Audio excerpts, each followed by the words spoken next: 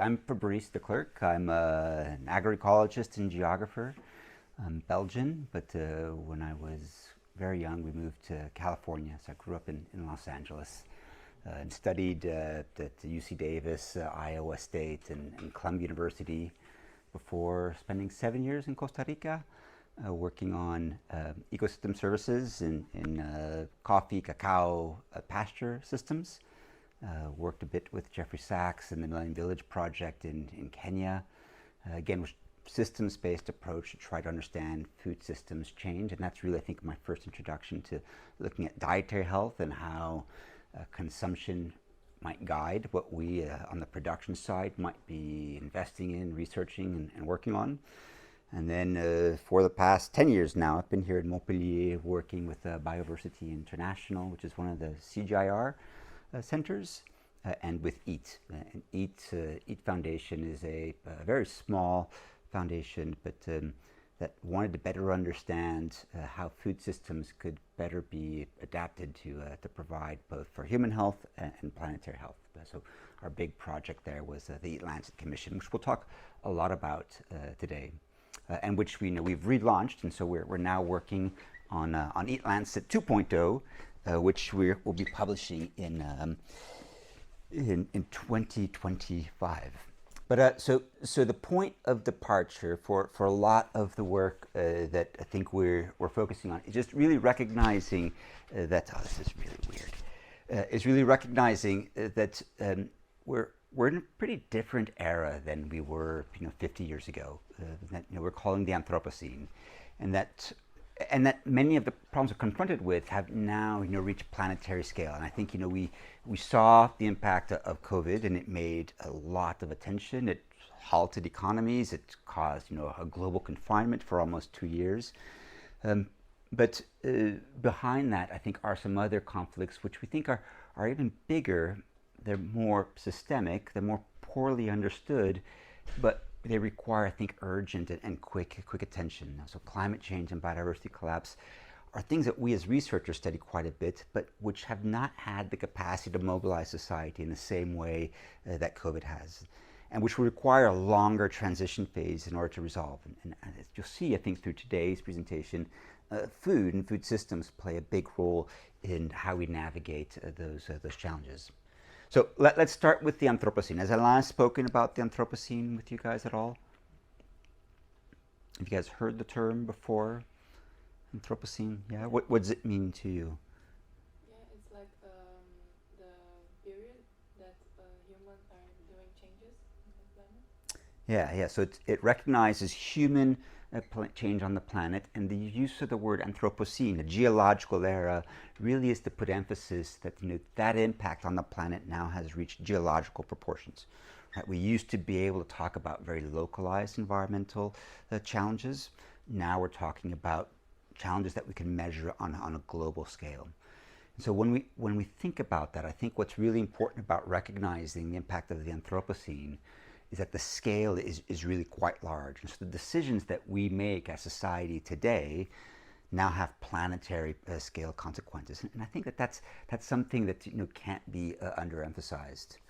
What we're also seeing is that we're not yet bending environmental curves. And what we mean by that is that we can look at a variety of environmental measures that are measurable at a planetary scale, and they're continuing to move on these either upward or downward trajectories, the case may be, but we're not yet seeing evidence that we're bending them back into what the Planetary Boundaries Group would say is a safe space for humanity.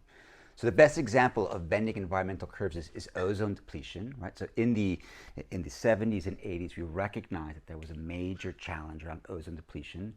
There was collaboration between governments, private sector, and civil society, and we bent the curve on ozone depletion. We no longer talk about ozone depletion as a major environmental challenge. But we don't see that same kind of curve bending when we look at other major environmental variables, right? Freshwater resources continue to fall. So 70% of freshwater utilization is for food production. We now have major cities, whether it's Sao Paulo, whether it's Chennai in India, California, where multiple cities are facing with acute water shortages. And so how do we bend the curve on freshwater resource use so that we decrease that use and ensure that we maintain environmental flows? The number of dead zones, so these are regions in coastal areas that are impacted by high nitrogen, high phosphorus pollution. Now, we used to talk about less than a dozen of these in the 1960s, and we're now talking about 650 annual eutrophication events in coastal areas. Again, 80% of that pollution comes from food production, right? Excess application and loss of nitrogen and phosphorus pollution to the environment drives this curve. How do we bend the curve on the number of dead zones that are in affected areas? Total forest cover continues to decline.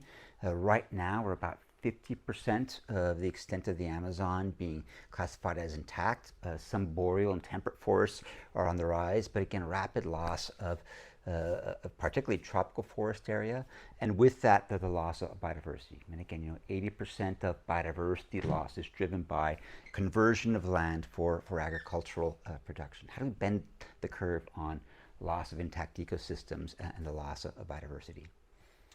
And then the one that we talk most about is climate change, right? So greenhouse gas emissions from food, about 30% of total greenhouse gas emissions still increasing, and with that increasing temperature change. We thought that with COVID we might see this number stabilize. There was a small decrease, but we're not yet at a point where emissions have stopped their increase. So 30% of greenhouse gas emissions, again, from food production and food systems. So when you look at these different environmental curves, you see that food systems account for 30 to 80% of environmental degradation, if you will. So food, which is our most intimate relationship with nature, the conversion of nature, management of nature, management of biodiversity, has become a primary source of degradation and loss. And you see stories like this in the media all the time. This is the Colorado River, which no longer crosses the border into Mexico and no longer reaches the Gulf of Mexico. And there are other examples in the Middle East and in Central Asia of similar situations. Here in France, this was in October 2021, a massive algal bloom on the beaches of Brittany, again driven by high phosphorus and high nitrogen loss, primarily from organic swine production. Right? So even though we're talking about organic production in this case, even in organic systems, if you're over applying nutrients, you still get that nutrient loss, driving again a major environmental change, even here in France. This was in Australia, where there were massive fish die-offs in the New Southwest. This is the Murray-Darling Basin, one of those rivers which has primarily used for irrigation. And so here, the combination of climate change, over-extraction of water for irrigation, and a loss of nutrients so nitrogen and phosphorus pollution in the river, cause massive fish die-offs in this ecosystem. So we're beginning to see also interaction between these multiple boundaries causing additional pressures. So I think a big challenge for those of us who work in agriculture engineering, is really to ask ourselves, well, how do we reverse this? How do we move from a situation where agriculture is a primary source of environmental degradation to agriculture as a major source of regeneration? And I particularly like that term, regeneration. And we'll talk a bit about that later on. One of the things that strikes me is that in English we talk about organic agriculture, but in French we talk about bio, so it's biologique, so it emphasizes the notion of living, or we talk about l'agriculture du vivant, agriculture of the living. And I think a major solution space is recognizing agricultural systems as ecological systems, or agroecosystems, and becoming much more comfortable with engineering biodiversity to regenerate these environmental outcomes in these landscapes, in addition to food production. So the second major challenge that we have with food systems is that food, of course, is a primary source of human health. It's probably the biggest source of human health. We can talk about food security in terms of three major forms of malnutrition. There's acute hunger, which is insufficient intake of calories, protein, vitamins, and minerals. And so this often leads to child stunting and wasting. We can also talk about the obesity and overweight pathway, which is driven by inexpensive, high-calorie, low-nutrition foods, and metabolic adaptations to food deprivation. And then micronutrient deficiencies, which are typically populations that have sufficient calories but insufficient nutrient diversity in their diet. So three major pathways to human health and to poor nutrient health that are defined by food security and that are driven by the quantity, quality, and continuity of food consumption. So again, this is the major service or function that food should play. But when we look at the numbers, we see that, again, food systems, which should be our most intimate relationship with health, is struggling to provide that benefit. We produce enough calories to feed 7 billion people, but we're really struggling in terms of providing healthy foods to populations. We still have 2 billion people who lack key micronutrients like vitamin, iron, and A, and we have 2 billion people who are overweight or obese. So that's more than half of the human population which is struggling to access a healthy diet. So in many ways, we might argue that food systems are struggling to provide for human health and are struggling to provide for environmental health. We still have 155 million children who are stunted, and these numbers actually have increased. These are now about 4 years old. 52 million children who are wasted, 41 million children who are overweight, and 88 countries who face severe burden of either 2 or 3 forms of malnutrition. And yeah. What do we mean by children being wasted? Wasted is when you have a caloric insufficiency that you're starving. It's basically a term for starvation in the nutrition community. The other biggest change that we see in food systems is that we used to be able to identify that a country was typically struggling with one form of malnutrition. What we're now finding is that the majority of countries are struggling with three forms of malnutrition. So of I forget how many, 141 countries, we have almost 30%, just under 30%, that are struggling both with populations that have overweight and anemia and stunting. You have countries that are struggling with anemia and stunting, so this is a nutrient deficiency. Only 5 countries that are anemia only, only 11 countries that are overweight only. And so we used to be able to target interventions in terms of saying, in this country we need to ensure caloric sufficiency, in this country we need to work on weight reduction. Now we're confronted with countries where you have all 3 forms of malnutrition at the same time, which requires a much more systemic approach to addressing these forms of malnutrition. I think this has been a big challenge for organizations like the World Food Program, as well as UNICEF, who typically were working primarily on anemia and stunting and anemia only. What I think has also changed is that I think we're recognizing that a systems-based approach really is fundamental in order to try to tackle these issues. A lot of the way that we used to work, particularly in agricultural development, was to focus on a single factor issue to address a single factor challenge. And now I think we're becoming much more comfortable with trying to understand how interactions between production and consumption interact. Pioneering this, I think, was David Tillman and Michael Clark. David is an ecology professor at University of Minnesota, University of California, Santa Barbara. Michael Clark was his PhD student. And in 2014, they did what really was, I think, a pioneering study trying to look at the interaction between health and environment. And really eloquent study where they looked at what is 2009 food consumption.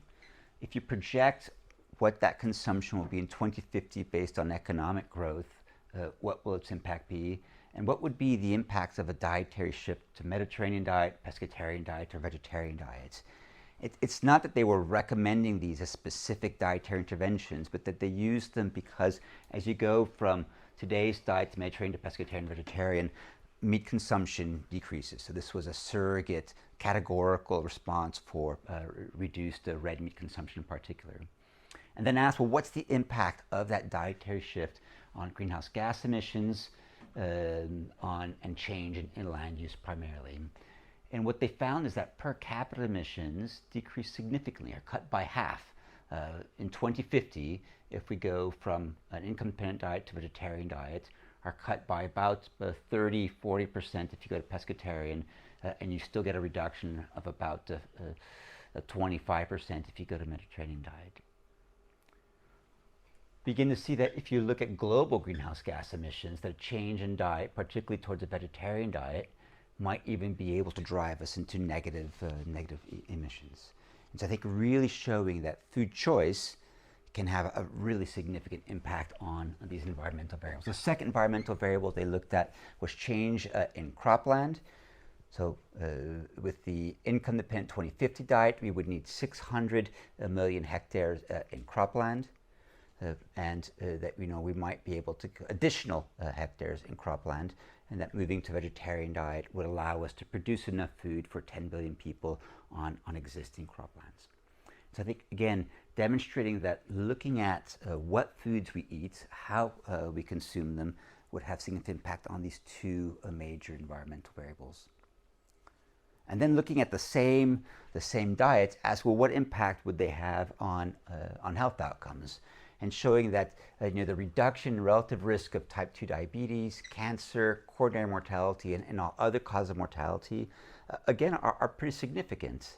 That transition to vegetarian has a very high impact on type 2 diabetes, has a relatively high impact on cancer, again, all three of those diets, and has a high impact on reducing coronary mortality, particularly the Mediterranean diet. And so here, signifying that rather than speaking to food production and environmental conservation as antagonistic goals, quite often the question is, how do you feed 10 billion people without converting more land, without emitting more greenhouse gas emissions?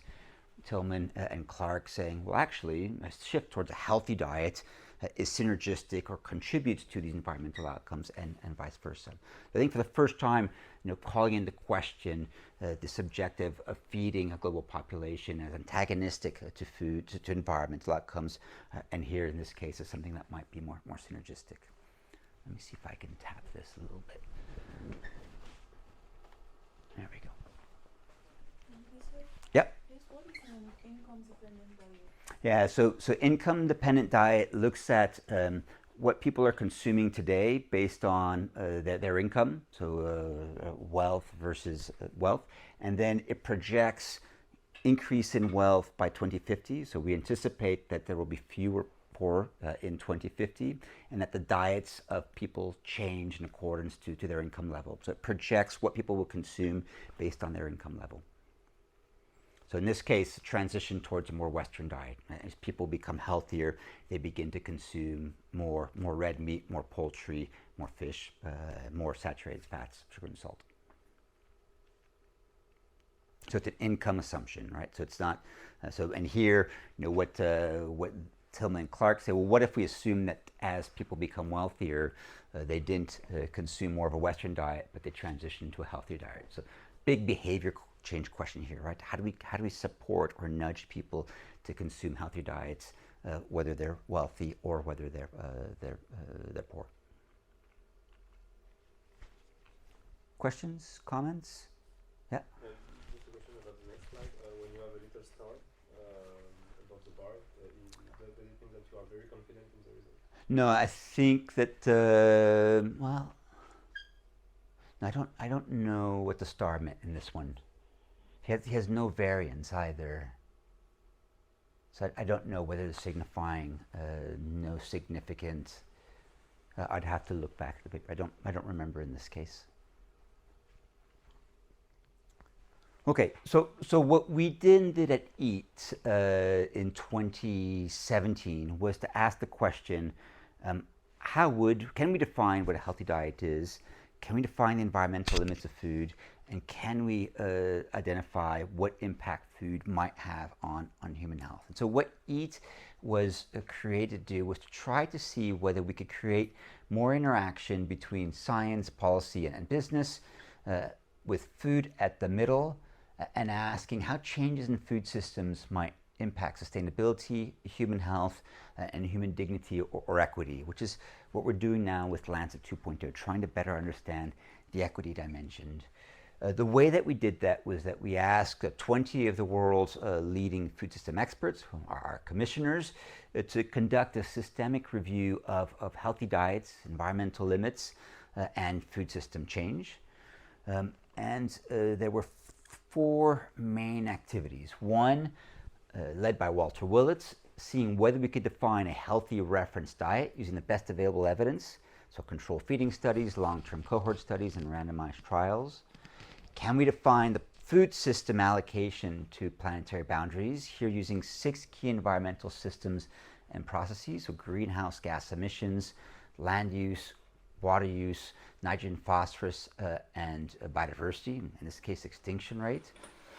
Can we apply then these 2 boundaries in a modeling study to analyze what combinations of implementable measures might be needed to stay within environmental limits and provide healthy diets by 2050, and then fourth, to outline strategies to meet the goals of healthy diets, sustainable food for all by 2050.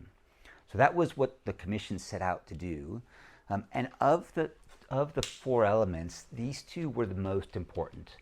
Quite often we talk about the modeling results, but in essence what we provided was what I like to call a planetary Oreo. And it's not that the Oreo is healthy, but I think it depicts what we're trying to do. We recognize that dietary health is biophysical. Everyone here in this room, you need to consume on average 2,500 calories per day in order to remain active. If you're an athlete, it might be more. If you're a reproductive female, it might be a bit more or a bit less. But on average, globally, we're talking about 2,500 calories per day. And those calories have to be divided across a diversity of foods to ensure nutrient adequacy. There's not much that we can do about that. You know, we are biological beings. This is a biological requirement. And I think it's quite obvious that if we consume 4,000 calories per day, that we're at risk of obesity. And then if we're consuming 1,000 calories per day, we're at risk of starvation and wasting. So it's very much a biophysical limit. So a hard boundary that we as biological beings need to respect. The second hard limit is the planetary boundaries, right? We recognize that we live within a biological system, that it has a stable climate, it has availability of water, and that as we begin to push against environmental variables that we were talking about in the second slide, that the risk of moving into an environmental state that's less amenable to humanity increases, right? So the more carbon we put in the atmosphere, the higher temperatures get, the more at risk we put in global population. And we're seeing very clear evidence of that today. So it's a biophysical limit. There's not much that we can do to change that boundary, but it does help us to guide, what actions we might take. And that part in the middle, the soft, creamy filling, that's the plastic, malleable part, what we can shape, that we can contort. And those are decisions that we make as society. What foods we eat, how we produce them, where we produce them, which foods we trade, how far we trade them. So these are all the critical choices that we as society have. And our hope is that understanding what is a healthy diet and understanding the environmental limits of food provides guardrails that allows us to navigate what would be a healthy, safe, and now just a food system transition. So much of the hypothesis behind that is that understanding what these guardrails are is a major means of preventing many of the challenges that we're confronted with today. Had we been able to transition to healthy diets 10 years ago, 20 years ago, the impact of COVID is likely to have been much, much smaller, right? The greatest COVID mortality has been in populations that are struggling with dietary health. Had we been able to transition to healthy diets earlier, our impact on climate would be much, much smaller. So it's a question about understanding guardrails and whether this would help us to mitigate or prevent many of the impacts that we're confronted with today. One of the concerns that Johan Rockström and I have today is that as we put more and more pressure on environmental limits, that we move into a stage where as individuals and as policymakers, we're constantly running to put out fires, put out crises, rather than being able to give ourselves the time and the intention it would take to navigate a system that is within that safe and just space. And I think that's a bit what we're seeing, right? Whether it's COVID, whether it's the challenge between Russia and Ukraine, whether it's the flood in Nigeria, whether it's climate change, that increasingly our policymakers are distracted by these really important crises and that we're not giving ourselves enough space to be able to navigate into that safe space. All right, let's move into healthy diets. What I want to do is I want to test some of your knowledge as a way to get a bit interactive. So I have, I think, about a dozen questions on healthy diets, and let's see how you do. So the recommended average daily caloric consumption per person is A, 1,000 kilocalories per day, B, 1,500, C, 2,000, D, 2,500, or E, 3,000. Yeah, so the recommendation that we made with the Eat Landscape Commission was 2,500 calories per day. There's a lot of debate in the commission, actually, with many arguing that it should be 2,000. One of the big variables between these two is that in our sedentary lifestyles today, that 2,000 might be more appropriate. If we get to a more mobile lifestyle, then 2,500 might be more appropriate. But this varies a bit with age, gender, sex, and activity level in particular. Considering current consumption, we went with 2,500 calories per day, but somewhere between 2,000 to 2,500 is probably the average that we should be looking for. Let's go to this one. True or false? We know what a healthy diet is. How many of you feel that we can define what a healthy diet is? How many of you feel that we cannot define what a healthy diet is, that we don't know? All right, so 2 of you feel that we cannot define a healthy diet, and most of you don't know either whether it's true or false. Why not? I guess it's a bit complicated because we have a huge variety of foods and nutrients on our ecosystem, so it's a bit complicated to define what a healthy diet is, and mostly because it depends on everybody. Like, everyone should have the right to choose what is good for him or not, so I think this is why it's a bit complicated to define what a healthy diet is. Okay. Yeah, for the same reason. So an healthy diet is very individual dependent. So it depends on the individual, but also it depends on the agricultural and environmental context of the place where the people is living. Okay. Anyone else? Actually, maybe you can have an idea in seeing which population live longer and healthier, and see what they eat. Yeah. So there's quite a few studies, so including the Mediterranean diet studies that have done that. So do you think that culture defines healthy diets, or healthy diets have to be culturally specific or culturally dependent on the cultural context?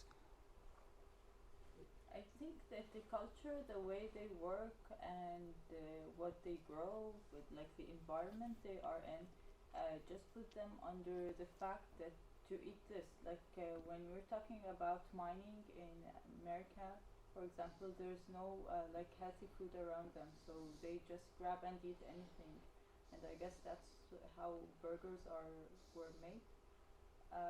While in farmers' work, type of work, they have lots of healthy food, less oil, less fat, less meat and stuff. So That's availability or lack of availability of a healthy diet, right? Okay, so for many people, as we saw in the first slide, about 4 billion people accessing or choosing to access a healthy diet is a major challenge. So there's a big access challenge. And it's very interesting because we can link the definition of a healthy diet with the food security definition. And I remember that in the food security definition there was the capability for everyone to access food in accordance with its food preferences, and culture. So this is really this matter of culture in a healthy diet. I guess, and yes, and this is also individual dependent, since when you are very active, when you do sports, a lot of sport, so a healthy diet for someone who doesn't do sport won't be very healthy for you if you do sport. But as a Belgian, right, my four food groups are beer, fries, chocolate, and waffles. Right? So should I follow my culturally? Definition of It's not the whole definition, but it's part of the definition. I think culture impacts most of our diets throughout our life, but that does not necessarily have to be a healthy choice that the culture provides most of us. Yeah, so culturally relevant and healthy are two separate things. yeah. Yes, they're two separate things because in your case, you cannot just survive on beer, chocolate, waffles. Well, I can, but not for long. You can, but you shouldn't. Like, it's not healthy. So it impacts the diet, but it does not necessarily have to be healthy. They're two separate things. It was in the same line with her. I think the fact that a culture decided to eat something does not actually impact the definition for healthy diet. It is quite unfortunate that some people do not have access to certain foods, but I can say that's life. Some will do, others will not, but like there is a primary definition for what a healthy diet should be. Yeah, so do you think we can create a biological definition of healthy diet?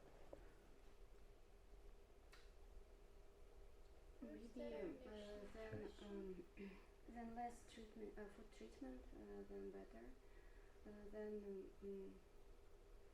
simpler food, then better, like without treatment, like more fruits. Yes, more unprocessed foods, more fresh food. Yeah, it's an important part of it. Does someone want to say something over here? No. I think we need to take into account the needs of the human body, so the iron, vitamins, minerals, and Like yeah. the micronutrients. Yes. I think. Yes. So a lot of nutrition does use a nutrient-based approach, and then there's a complementary group of nutritionists who use a food-based approach. In large part because they found that communicating nutrient needs is really challenging to the populations, and a food-based approach or food-based dietary guidelines allows, for greater ease of communication. So I'll make the case that we can define a healthy diet, but I'll also make the case that includes a tremendous diversity and variability. Right. So of these food groups, which are the four that you can't live without? That have daily consumption values that are greater than zero, or really weekly consumption values greater than zero. Yeah. I would say vegetables. Vegetables, yeah. You can or you can't. You can do without. Which food groups have a minimum daily consumption value greater than zero? So you need them to be healthy.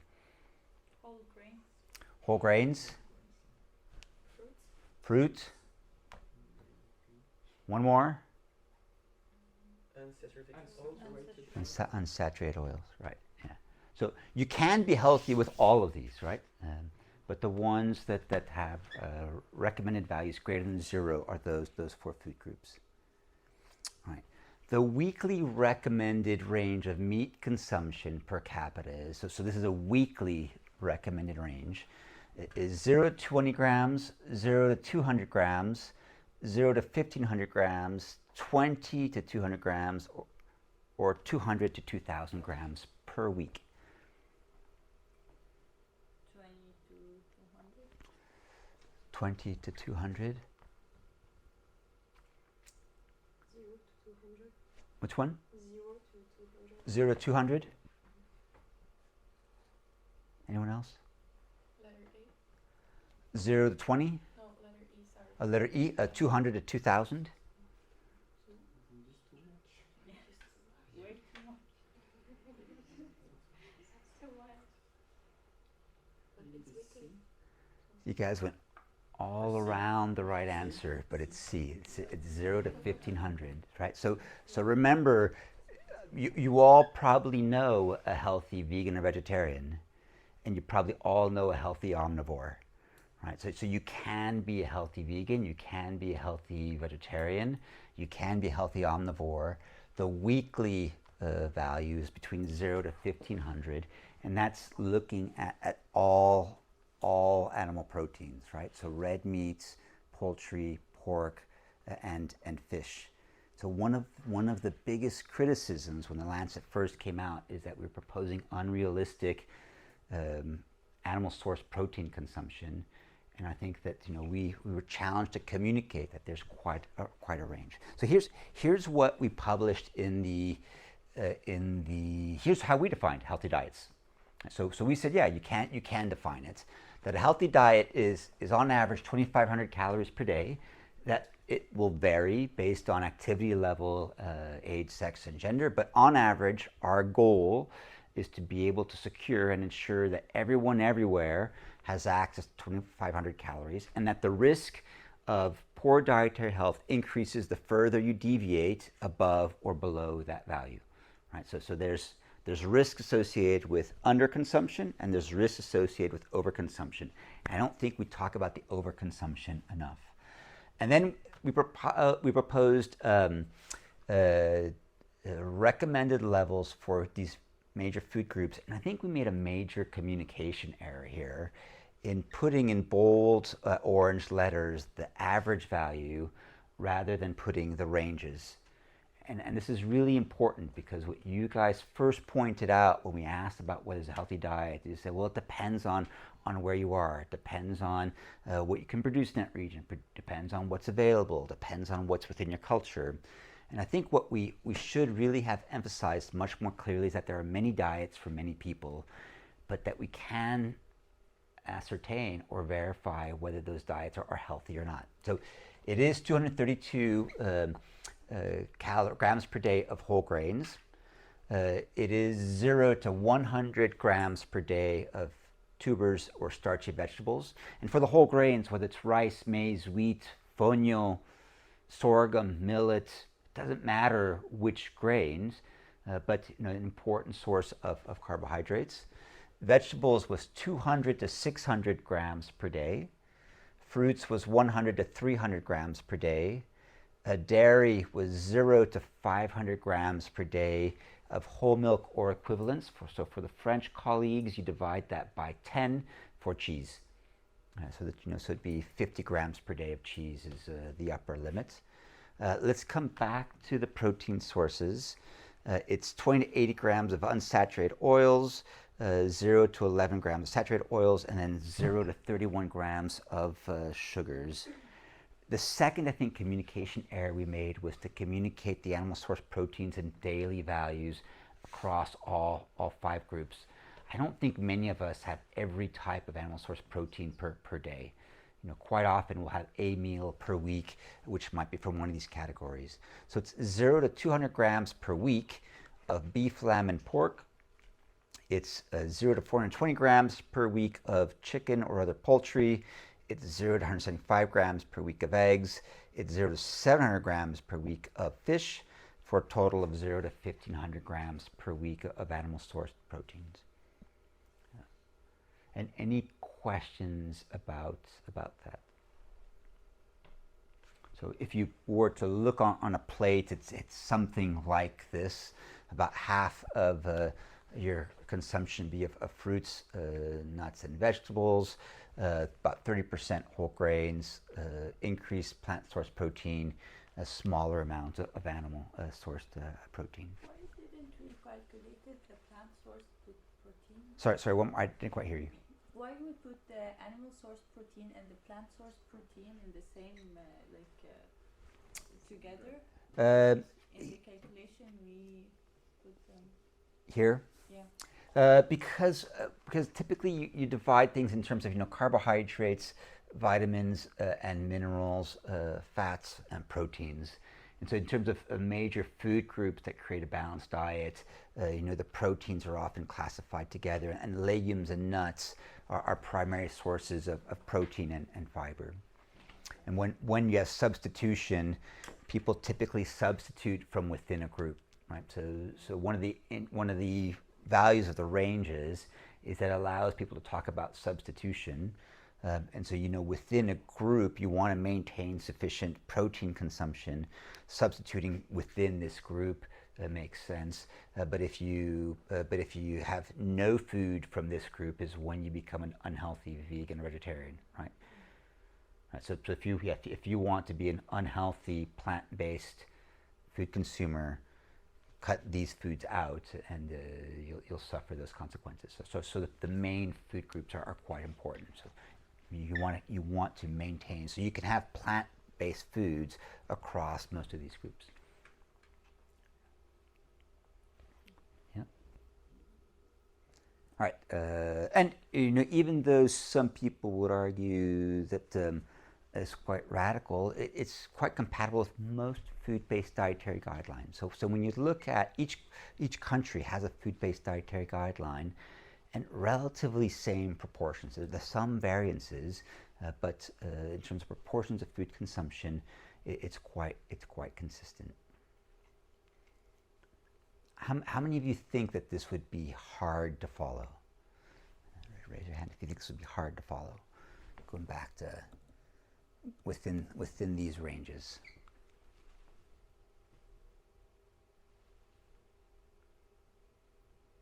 How many of you feel that you are eating within these ranges today? Yeah? 30%? And for the others, which is the biggest challenge here? I think that I just have no idea about what are my proportions right now. Yeah, okay. So yeah, so a lot of people don't. A lot of people have no idea what their proportions are. That's true. Yeah, I think So for me is the protein. protein, Yeah. animal source protein, Yeah. and beef in particular, or cross? No, I am vegetarian. Yeah. So I eat eggs and soy, but I think for me I have to eat more than I actually eat. So And you were from Lebanon? I'm from Brazil. Brazil, okay. And so beans? Yeah, beans, but I think I should eat more Yeah. than I actually eat. Yeah. Any other reflections? Yeah. I think the challenge is to have the right proportions of like all the classes of food because Yeah. if I take the example of my country, Yeah. we can have meals where we have all the classes of food, but the proportions are quite variable. Yeah. Like somebody will eat bread and with 5 eggs plus beans plus mayonnaise, so it's like a Yeah. mixed up. It's a big challenge, I think. Yeah, so that's an interesting point, right? So when we were talking about culturally relevant before, within these ranges, there's plenty of room for culture, right? That there's nothing here that would exclude any culture, and we found that even saying the Mediterranean diet is healthy, even though it was completely well intentioned, it suggested that other cultures' foods were unhealthy. Right? And so culture doesn't define health, but if we change the proportions in any culture's diet, if I have a waffle once a week and fries once a week, then yeah, I can still have a Belgian diet and be within healthy. So the proportions are really important, but there are, again, there's dozens of species of grains available. There are hundreds of varieties and actually hundreds of species of animal source proteins that you could be thinking about. There are tens of thousands of varieties of fruits, nuts, vegetables, and legumes. So there's ample scope for cultural diversity within those ranges. So healthy and culturally appropriate aren't incompatible, but I think they're two different adjectives, and that even referring to using a cultural word to say is healthy can be a bit problematic, and I think it's what we've been running at. We never intended Mediterranean to suggest that South Indian was unhealthy, but that's the way it's been interpreted by some, that we were saying everyone should eat the Mediterranean diet rather than saying it's an example of a healthy diet when it includes these foods and these proportions, right? The olive oil, the high nut consumption, the low meat consumption. What is it defined Mediterranean diet? Yeah, so the traditional Mediterranean diet is probably closer to the Lebanese or the Palestinian one. It's high nuts, high seed, olive oil, small meat proportion, high whole grain consumption, high vegetable diversity.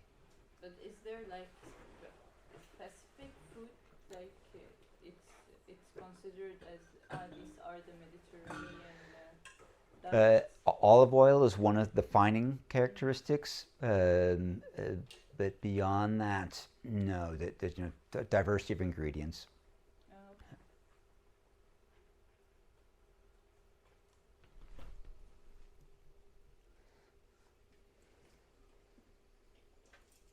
Right. So again, there's no limit to innovation or diversity or creativity, and there's no limit to deliciousness either. Right.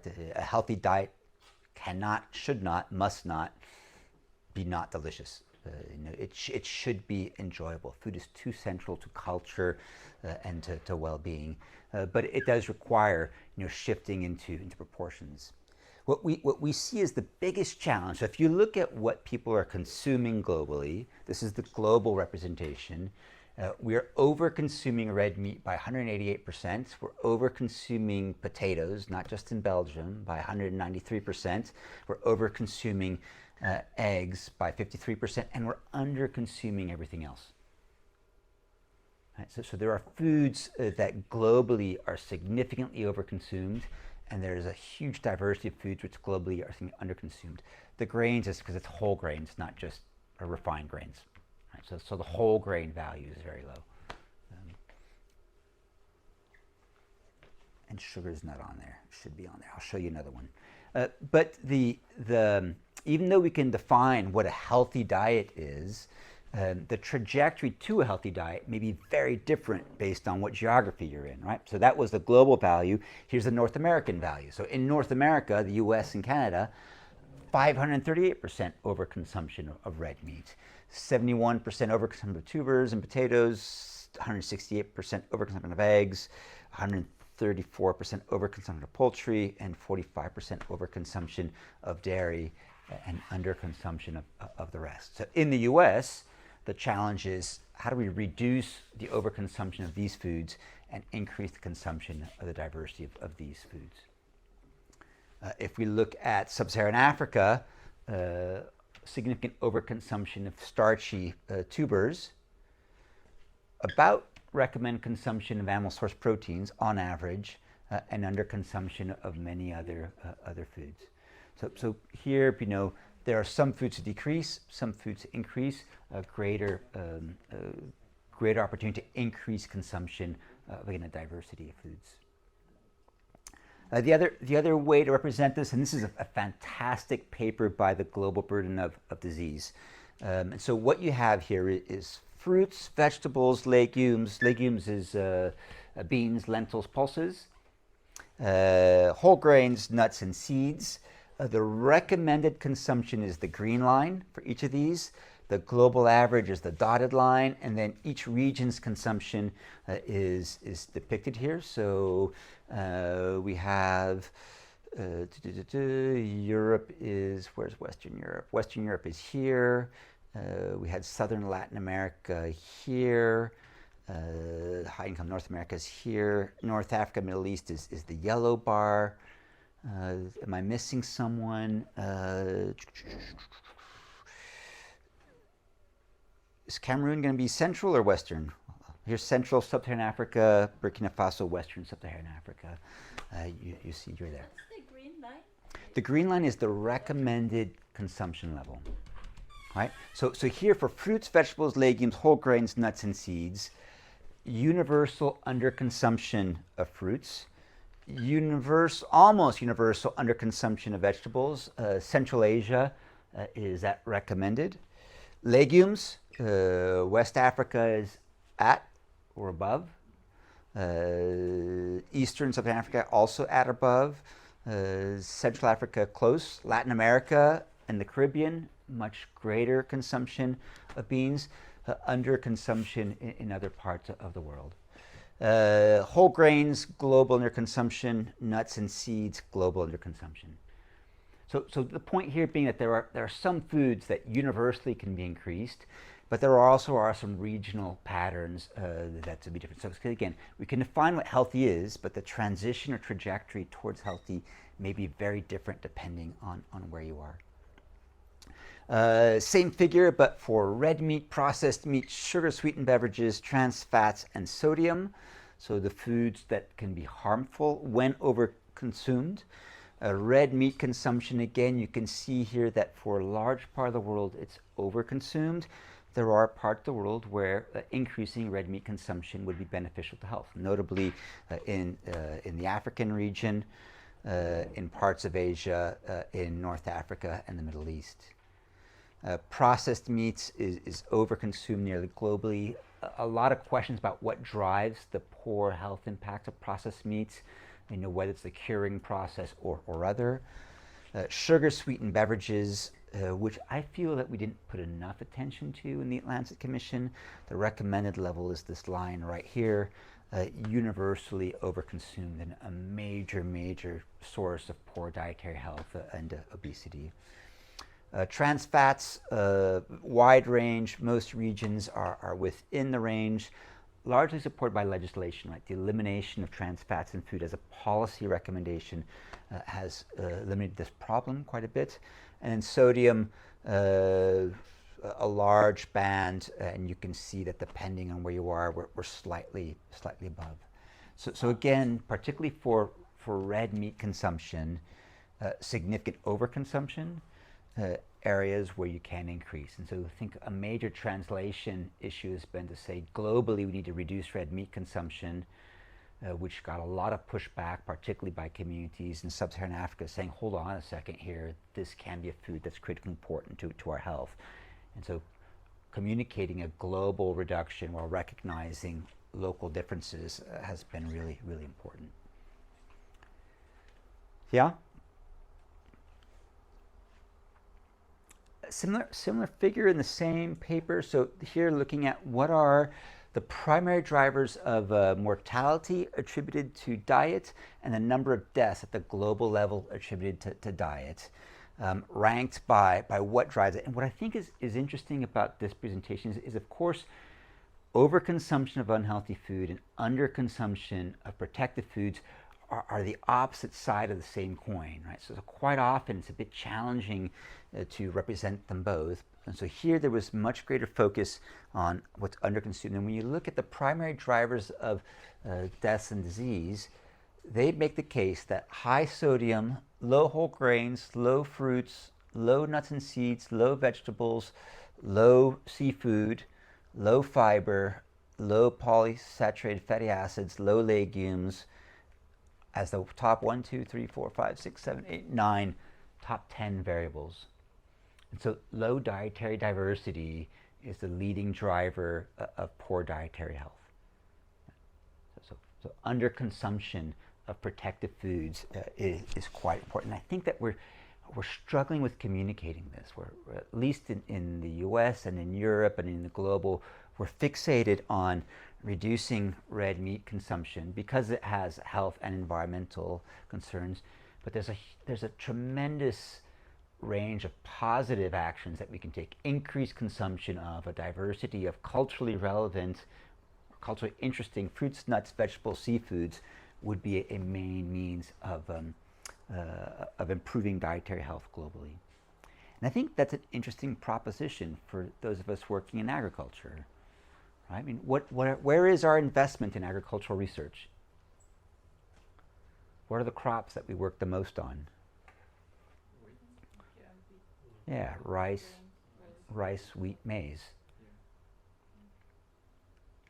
and animal production. Here's one projection as to what would be the annual percentage increase needed to produce a healthy diet for a world population of 2050 without increasing arable land. Right? So a major challenge that all of us working in agriculture are confronted with is how do we feed 10 billion people without using more land than we currently have allocated? That's a conventional biodiversity's target, is zero expansion into remaining intact and ecosystems and wilderness areas.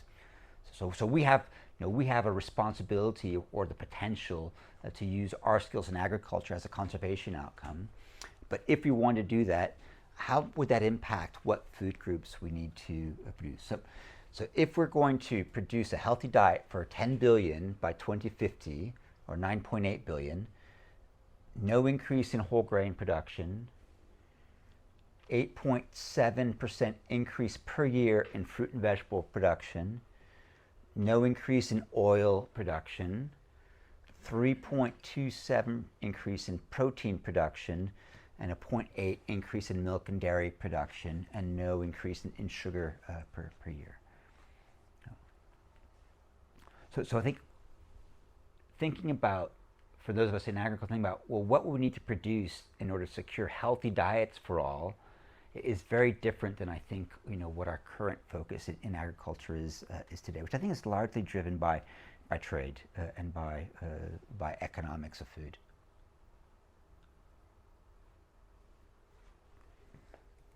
Another visualization of this is the one that Lancet produced. This is looking at 2050 business as usual. So if we continue on current trajectories, the income-dependent diet, without reducing food waste and loss is the orange. If we transition to a healthy diet and we have food waste, what would be the projected increases in major food groups? So again, business as usual in orange. Green is a transition to healthy diet. We projected that almost no increase in cereal production, a 75% increase in vegetable production, a 50% increase in fruit production, a 50% increase in fish production, 75% increase in legume production, and 150% increase in nut production. So again, very, very different food groups than what we're typically associated with working with. And tomorrow we'll see rice and meat. So I think as someone working in agriculture, I think when I first saw this figure, it really forced a rethink of, well, what are the crops that I'm working on? Why am I working on those crops? And what would it mean to transition more resources, more time, more energy to working on these crops? Yeah, a 65% decrease in red meat production if we were to go this way. What's the cost of our current production systems is another interesting question. And quite often when we think about agriculture, we cost that in terms of the net value or the real value of the food produced. But what if we were to cost the impact of food on health? And this is what Chris Murray's calculations. When we looked at I don't have that slide.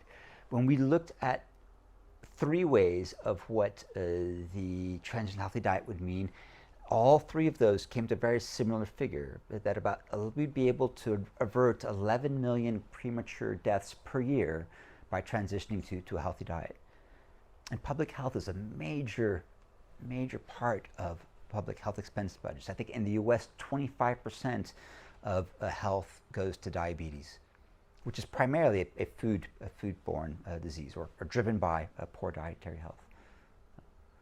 So can we think about investments in agriculture transitioning to the crops that are the foundation of healthy diets, not just as an investment in rural landscapes, but also as an investment in public health? And what again might that mean in terms of changing how we incentivize or how we promote health? How we incentivize or promote agriculture? Okay, let's take a second quiz, and then we'll take a break. There's no clock in here, right? It's about what time? 10 past 5. No, 5 past 10. 5 past 10. Right. Okay, cool. So I did start this on the hour. Perfect. Right. So what I have is a series of figures that come from the Global Burden of Disease, healthdata.org, or Institute of Health Monitoring and Evaluation. And it lists the top 10 factors that drive death and disability combined. It lists them both with what was the value in 2009 and 2019. It classifies them in terms of metabolic risks, environmental and occupational risks, and behavioral risks. You'll find that the food-based ones are typically behavioral risks. And you see that in these you'll get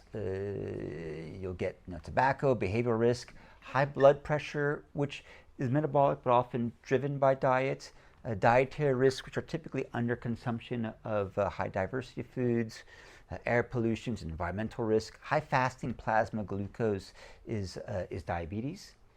High body mass index is obesity. High LDL is high cholesterol. Alcohol is alcohol. occupational risk is the risk of disability or death at work, and the malnutrition is here as well as a dietary one. So I have 6 countries in these figures, and I want you to try to identify the country based on the degree of these different risks. So which country is this? Is it India, France, USA, Nigeria, Mexico, or China? With tobacco as number 1. It's increased by almost 10% over the past decade. High blood pressure, number 2, 21% increase. Dietary risks, 15% increase. Diabetes, 15% increase. 45% increase in obesity. A decrease in air pollution, but very high air pollution risk. Any idea which country this is?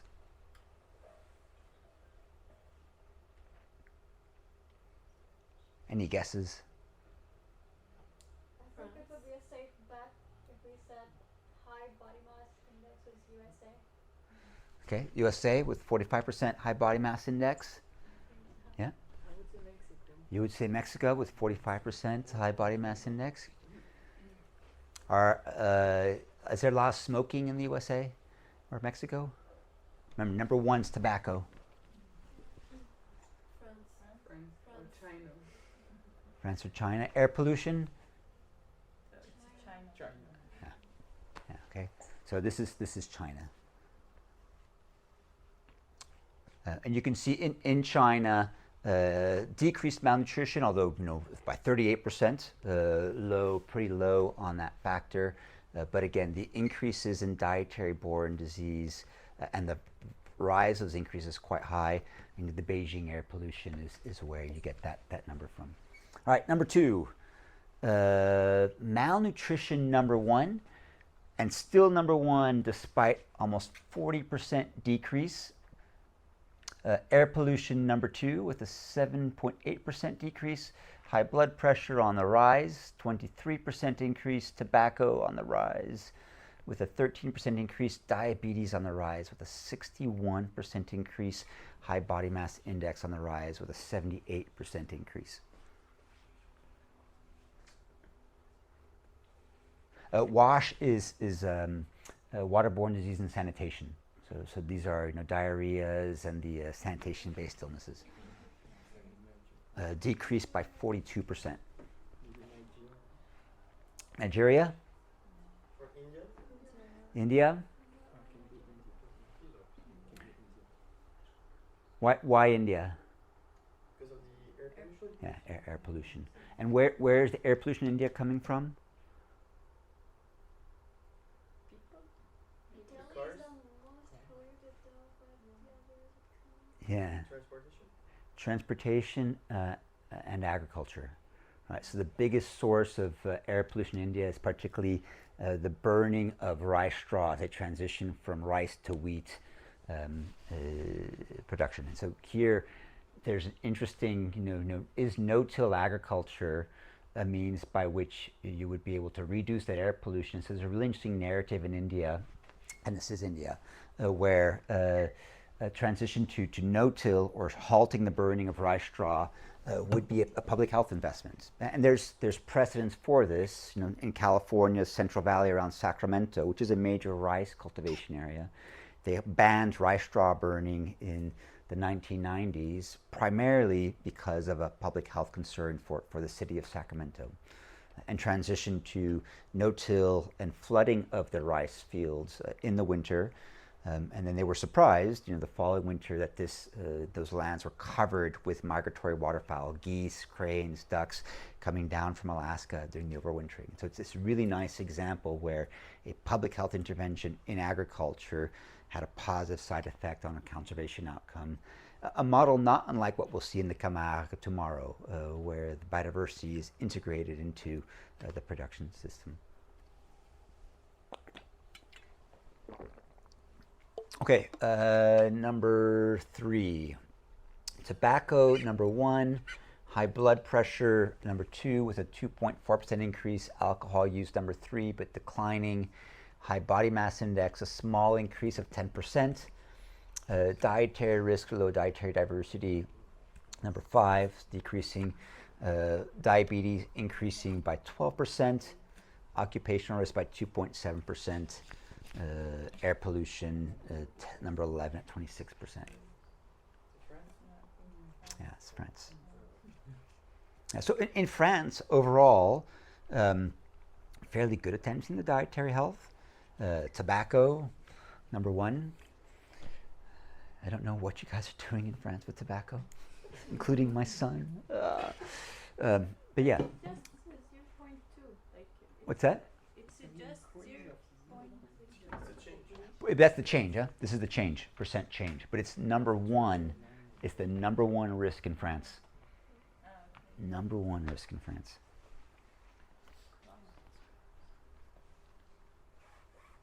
Yeah. I mean, overall, a country with quite good health patterns, which is, but tobacco is number 1, and relatively good control of obesity, overweight, but changing, and there's big questions about whether this is going to continue to rise, or whether and move into USA, Mexico territory, or whether France will be able to nip this in the bud. Yeah, France. All right. Okay. Yeah, this one. Okay, yeah, so tobacco number 1 at 6.5. High body mass index 21%. Number 2, diabetes number 3 at 24% increase. High blood pressure 20%. Dietary risks number 5 13%. Everything's on the increase here. Nothing's on the decrease. Drug use 66.9% on the rise. Alcohol 15. Yeah, nothing decreasing over the past decade. No. That's USA. Good old US of A. Yeah. This is the opioid epidemic. Right? I don't know if you followed the news, but there was a big opioid crisis in the US, and you can see it as a signal. But yeah, all trends on the rise, and dietary health. And the 1, 2, 3, 4, 4 of the top 5 is related to poor diet. Go USA. All right. Okay, here we go. Malnutrition number 1, 16% decrease. Sanitation number 2, 26% decrease. Air pollution number 10. Number 3, 10% decrease. Unsafe sex 6.2. High blood pressure 27%. Non-optimal temperature. This is a new variable. This is heat stress driven by climate change. Right? So this is a country where you have a lot of individuals who are employed in outdoor occupations that require being outside, including when temperatures are above 35 degrees. So this is a new variable that has come with climate change. High body mass index number 10 to number 8 with an alarming increase, 55.8%. Yeah, this is Nigeria.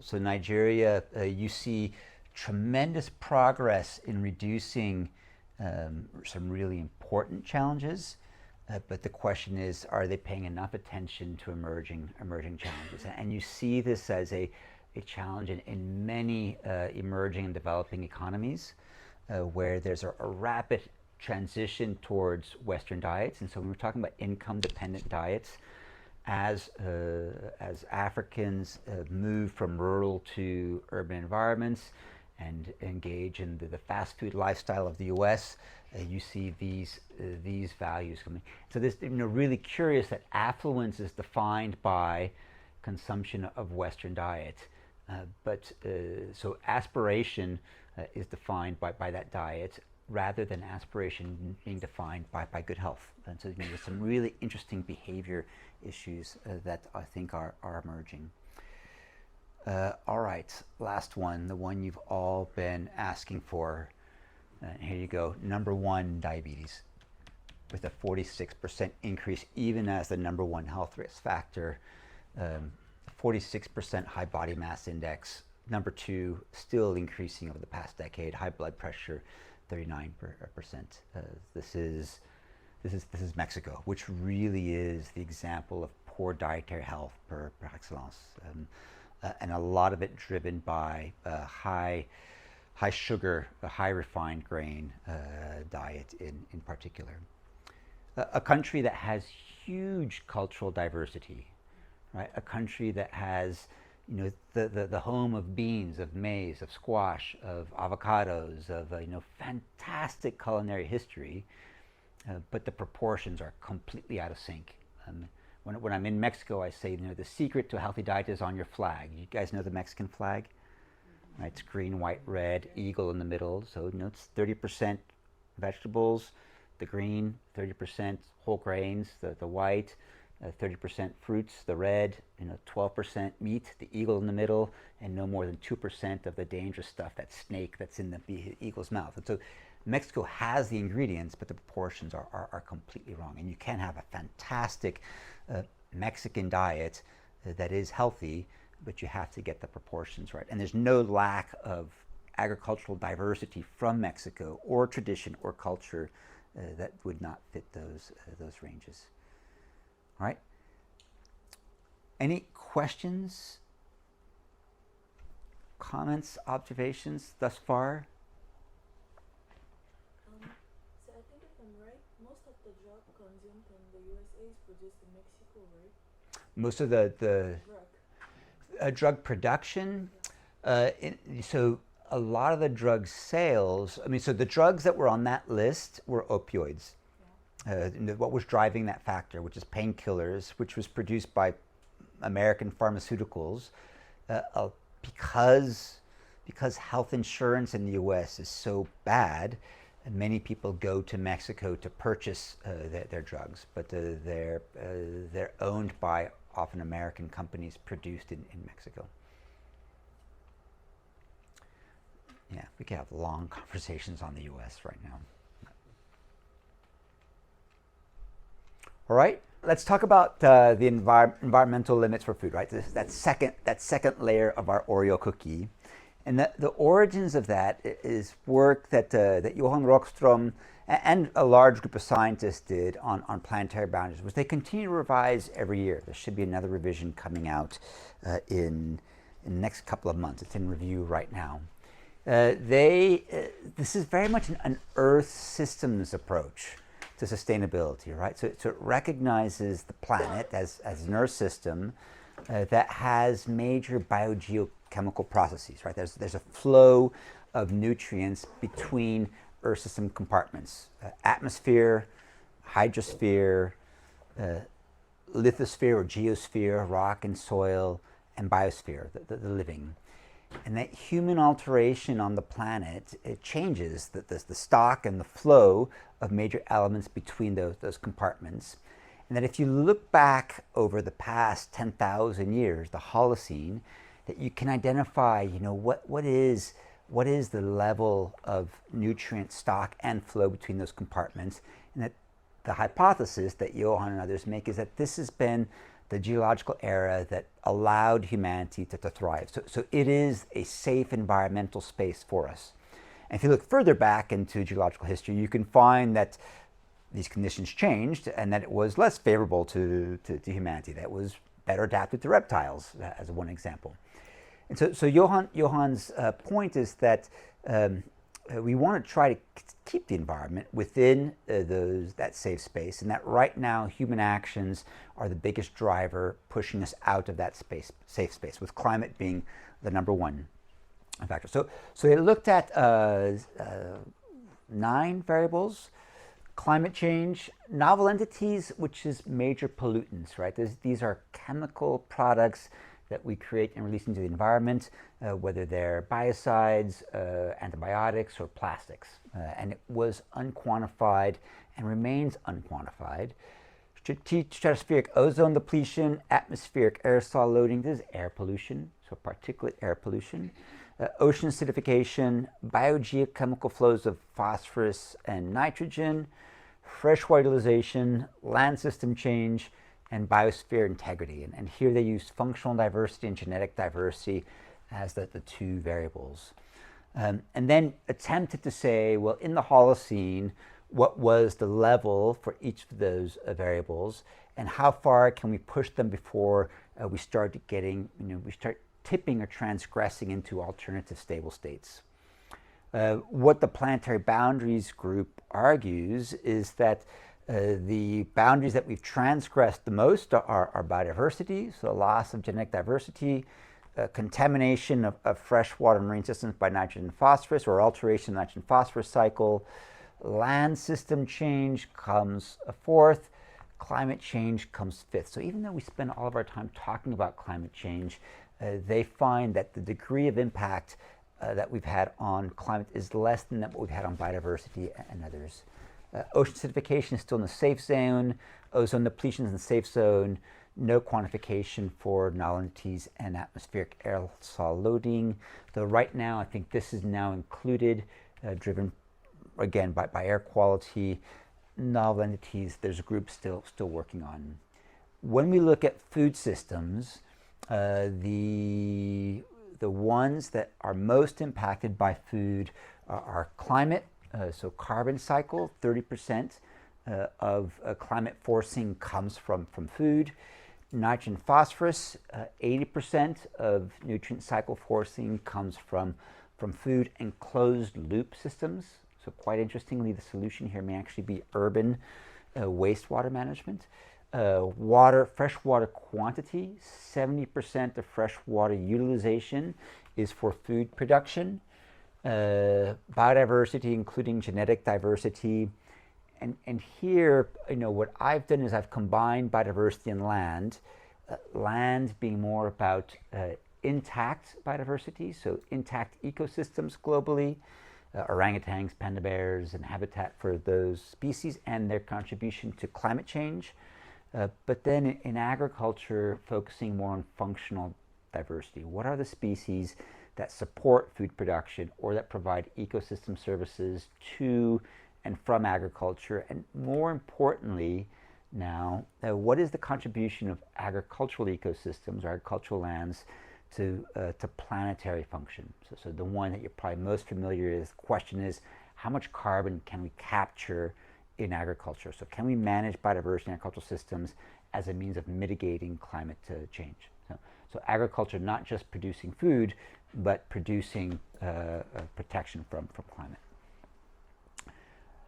The planetary boundaries concept is relatively simple, which is I think what makes it so useful, in that it's based on nutrient cycles, right? It's based on things that we learned in high school, collège or lycée, when you looked at the carbon cycle. And it just recognizes that carbon as an element cycles through major Earth system compartments, right? So sediment or geosphere, carbon stored below ground, carbon stored in the hydrosphere in water, carbon stored in the atmosphere, and carbon stored in the biosphere, vegetation and plants. And I include soils as biosphere because most of the soil carbon is living or biological in origin and still cycles quite a bit compared to low cycling turnover geosphere carbon. Our pushing of the planetary boundary comes from two main sources. One is combustion of fossil fuels, so converting geosphere carbon into atmospheric carbon, and land use conversion, converting biosphere carbon into atmospheric carbon. So it's quite simply a mass transfer of geosphere and biosphere carbon to atmosphere, which drives climate change. And the solution, quite simply, is how do you take atmospheric carbon and either put it back into the biosphere or put it back into the geosphere. One is a technological solution, all the carbon pumping that people are talking about. The other one is a biological solution. The biological solution, there's only two possible fixes. One is restoration of lands to intact ecosystems, or the second is agriculture, and probably agriculture being one of the more important of those two. How we produce foods will determine how much carbon we can store in the biosphere. Producing foods without further conversion of intact ecosystems, again, will be a major means by which we prevent losses to the atmosphere. This is a paper by Kripa et al. That came out just last year, and it's basically a map of carbon emissions or greenhouse gas emissions from food systems. So again, about 30% of greenhouse gas emissions come from food. You can see that this goes from which gases, methane, carbon dioxide, fluorine gases, and nitrous oxide, which sector, so the land-based, food production primarily, energy is energy for food production, industry, and food loss and waste. And very quickly you can see that the majority of that, 66%, comes from land-based, 21% from energy, 9% from food loss and waste.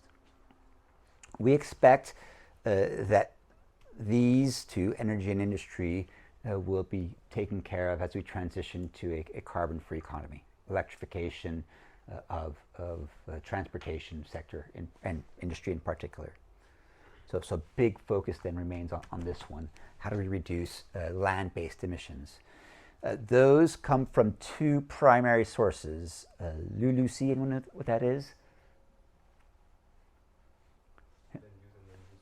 Yeah, so this is land use and land use cover change.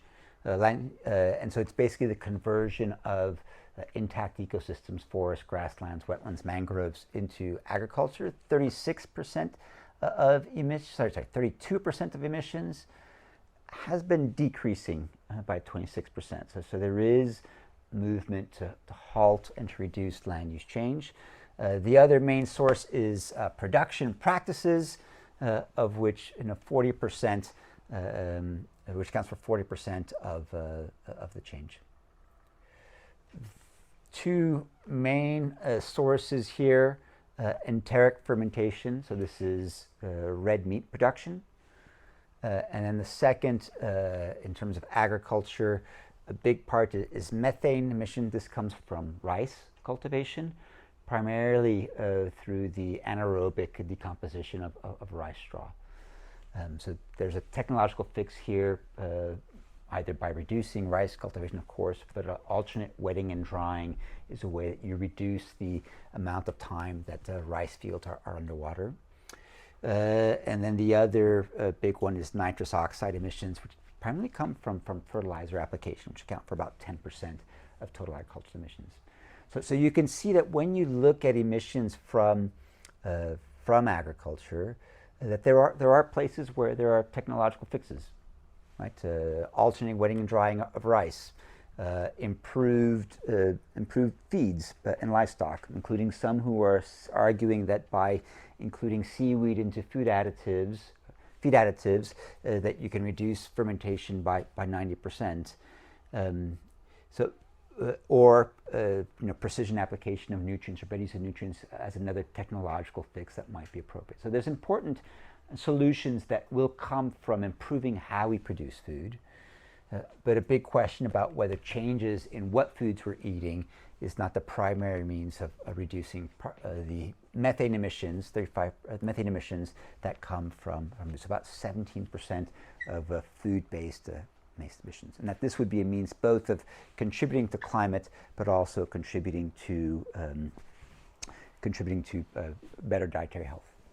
When we are talking about 1/3 of global anthropogenic GHG emission, are we talking in tons of GHG or in tons of CO2 equivalent? CO2 equivalent. The second cycles are nitrogen and phosphorus, and again, it's very similar, right? It's trying to understand the mass transfer of nutrients between Earth's compartments: atmosphere, hydrosphere, biosphere. In this case, 80% of our atmosphere is nitrogen. Through Haber-Bosch and through nitrogen fertilizers, we've been able to convert that into a chemical fertilizer, which we apply to land, which can change ecological communities, quite importantly on land, but more importantly, much of which is lost to aquatic systems and driving eutrophication. So in terms of nitrogen and phosphorus, it's a mass conversion of atmospheric nitrogen to hydrosphere nitrogen. The way the planetary boundary is described is in terms of total amount of nitrogen that's applied, but another way to describe that limit is to stay within to reduce losses of nitrogen to the environment. Again, there's technological fixes to that in terms of precision agriculture, better application. There's also biological fixes in terms of maintaining buffers along terrestrial and aquatic systems to capture excess nitrogen and phosphorus. And then water is the other one that we consider. Interesting because the water cycle is really annual in basis, right? So when we look at carbon, it's really a geological cycle that now is shifting quite rapidly. Nitrogen might be more of a decadal one, which has accelerated. Water is still an annual cycle where our biggest change has been to intercept water from rivers, lakes, and streams and apply it onto land and disrupting discharge into marine and aquatic systems. So again, how do we maintain environmental flows within riverine systems has been the way that planetary boundary is described. So no more than 20% of mean monthly flow above or below is the target that the Earth Commission and the Planetary Boundaries groups has been describing as the water boundary. The last one is biodiversity and biosphere. And it's been really, really tricky boundary to describe because biodiversity means so many things to so many people. And what I've been trying to emphasize with this group is that biodiversity conservation is not just species extinctions, but rather it's recognizing that biodiversity contributes to function. So of the Earth system components, hydrosphere, atmosphere, geosphere, and biosphere is the only one that's dynamic. It's the only one that's self-regulating, and it's the one that probably has driven climate stability over geological history. So there's fantastic modeling experiments, DAISY World, that look at how biodiversity adapts and changes to changing environment, and how biodiversity and biosphere have been a critical part of maintaining a stable climate. So what Shahid Naeem shows in this picture, and I had the pleasure of working with him when I was at Columbia, is that we can look at changes in diversity as we go from natural systems to human-dominated systems, right? So forest system to agriculture, savanna system to agriculture, marine system to an overfish system. And what we do is we change the composition, the proportion of species within those systems, which, yes, of course, we can describe in terms of loss of species or loss of emblematic species, but we can also describe in terms of changes in these major biogeochemical cycles. And so I think this is where the notion of ecosystem services becomes quite interesting, right? How does changes in what species are present in the landscape, how we manage those species, alter the capacity of that system, the biological part of that system, to contribute to those functions. And for me, this is really why I think agroecosystems are so important. And I want to steer clear of any notion that agroecology is just traditional agriculture. To me, agroecology is recognizing agricultural systems as ecosystems, a place where species live, exist, and that manipulating or managing species in agricultural lands allows us to produce food, but also allows us to manage a whole series of environmental outputs as well. And the best example, of course, is now our current challenge in terms of how do we manage soil biodiversity and above ground biodiversity in agriculture as a carbon sink. What species do we include or exclude in those systems in order to accelerate or increase that capacity? How do we include biodiversity in agricultural landscapes to ensure that species that provide pollination services are present and that they have access to the crops that require pollination? How do we arrange biodiversity in agriculture so that those pest regulating species are able to persist and help to contribute to the pest and disease regulation? And all of that really is bioengineering in a way which I hope becomes a greater trend as we look towards sustainability in agriculture. And we'll talk a little bit about that in a minute. So we did the same thing as we did with healthy diets, but with the environmental variables. And we tried to propose what was the food system allocation to the planetary boundary. So we looked at climate change, land change, freshwater use, nitrogen, phosphorus, and biodiversity loss. And we proposed that the challenge for food systems, and so all of us as people working in food systems, production, is that we can't emit more than 5 gigatons of CO2 equivalent per year. This is our current emissions rate. So I think the real challenge for us in agriculture is, can we produce more food for 10 billion by 2050 with no new emissions from agriculture? Some are arguing that we should be much more ambitious and that we should be talking about a carbon sequestering food system. The second is land system. So currently about 13 million square kilometers are under food production. This includes crops and rangelands. That's about 40% globally. And I think the challenge is, can we again feed 10 billion with no further expansion into intact ecosystems? And even there, the biodiversity community is saying, and convert about 10% of the global land surface into restoration, both for climate mitigation and for biodiversity conservation. The water boundary is 2,500 cubic kilometers per year, which I think is abstract for most of us.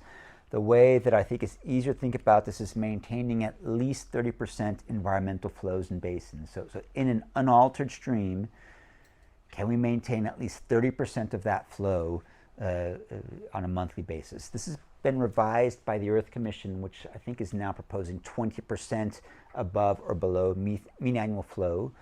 And that includes capacity to return water into a system as well.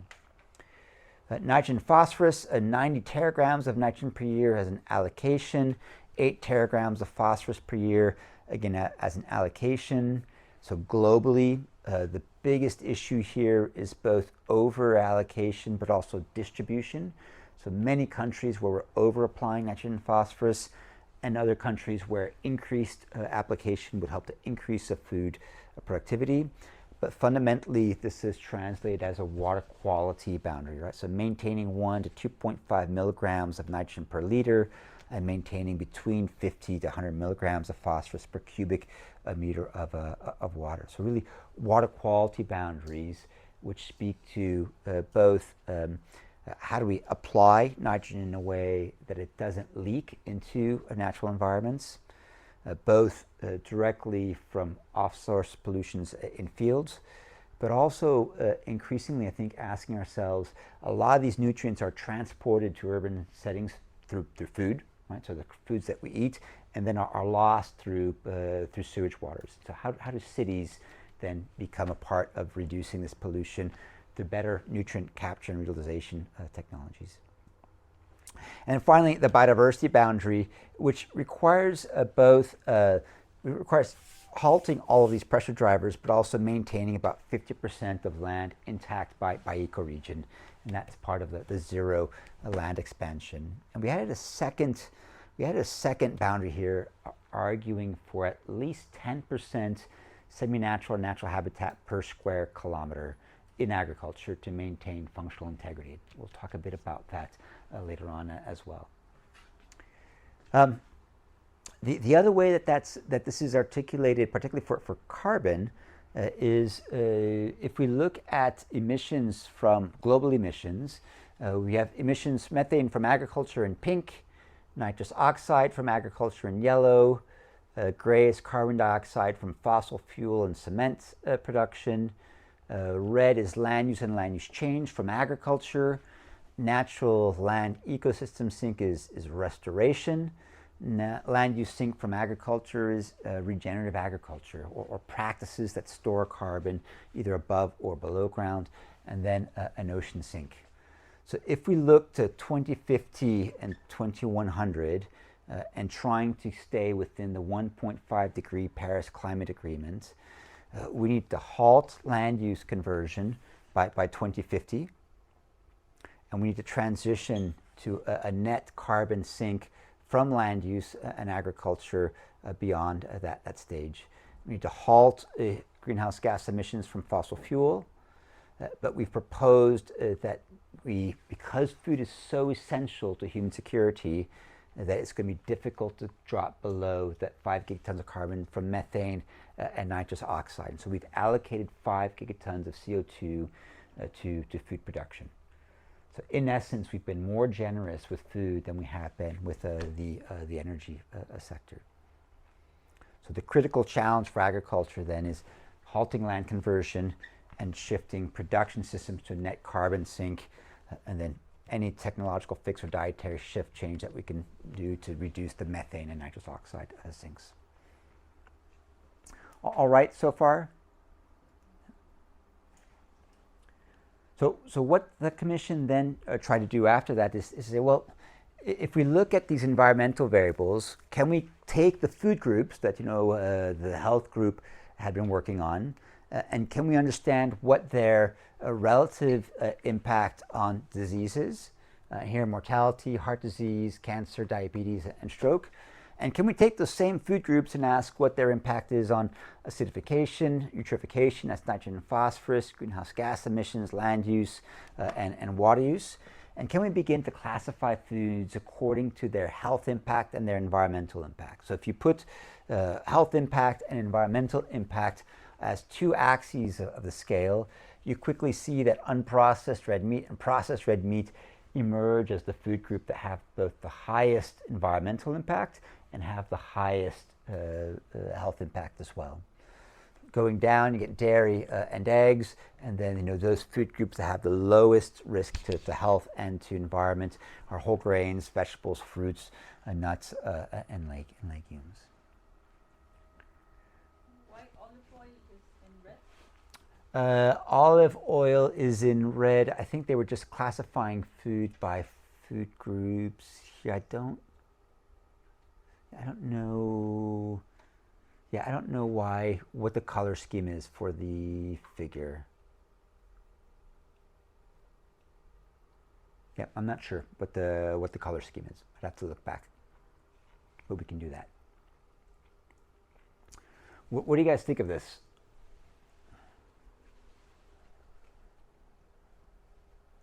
How do you interpret it? That we should move to a more vegetarian diet. Okay, move to a more plant-based diet. Yeah. Yeah. And so for many regions, yes, that's the case. Now for other regions, maybe less the case.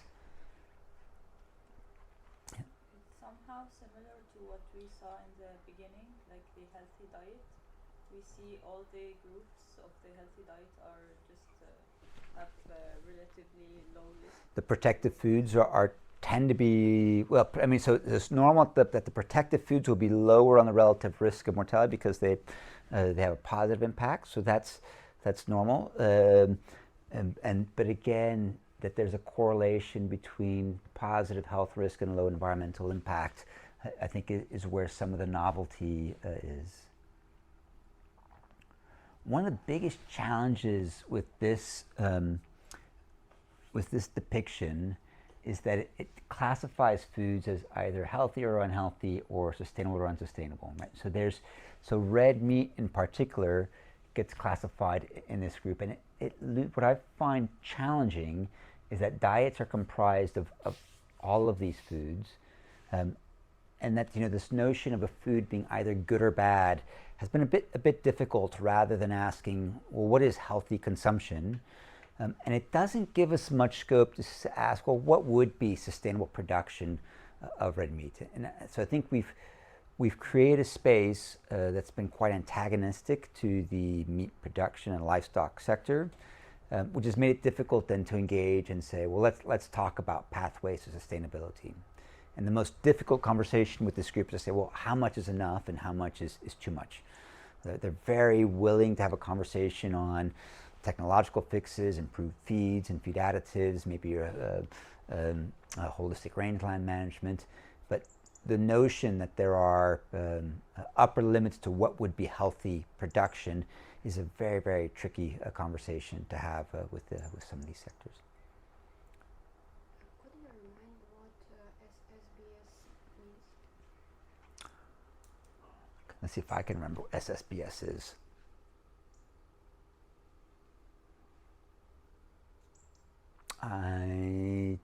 SSBS, he's got them down there, red meat, olive oil. I don't remember. But we'll look it up and I'll have the answer for you for tomorrow, along with the olive oil.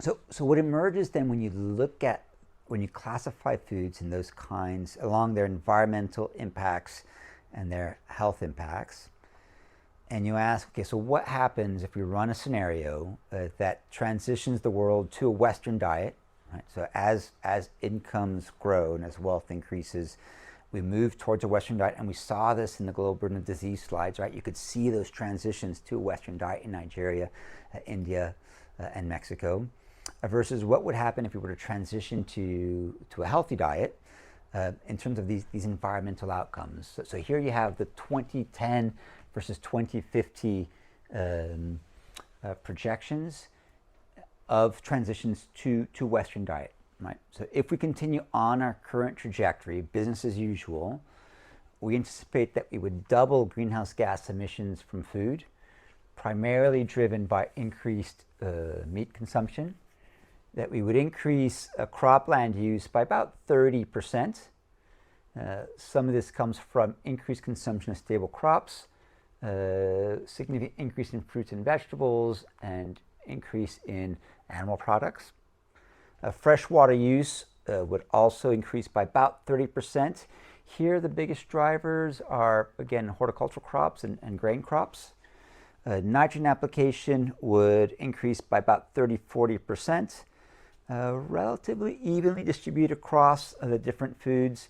And then phosphorus application would also increase by about 30%, and again, with a relatively even distribution across the crops. So in all cases, we increase our impact on these planetary boundaries rather than regenerating or reducing that impact. Another way to look at this, and this is work that Marco Springman did with the group, is we can look at the environmental limits. Red at the top is beyond planetary boundary. Yellow is the range of uncertainty. Green is within the planetary boundary. The red line here is business as usual. So if we continue on our current trajectory, what's our anticipated impact? And so you can see that in all cases, we anticipate that the impact would be beyond what we describe as a safe environmental space. The blue water one is one that stays in the zone of uncertainty. And then we can look at 3 interventions: reducing food loss and waste by half in yellow or by 3/4 in the light yellow, improving production practices, so tech and tech plus, healthy diet guidelines, or a stricter planetary health diet. So primarily changes in red meat consumption, I think a small change in caloric consumption.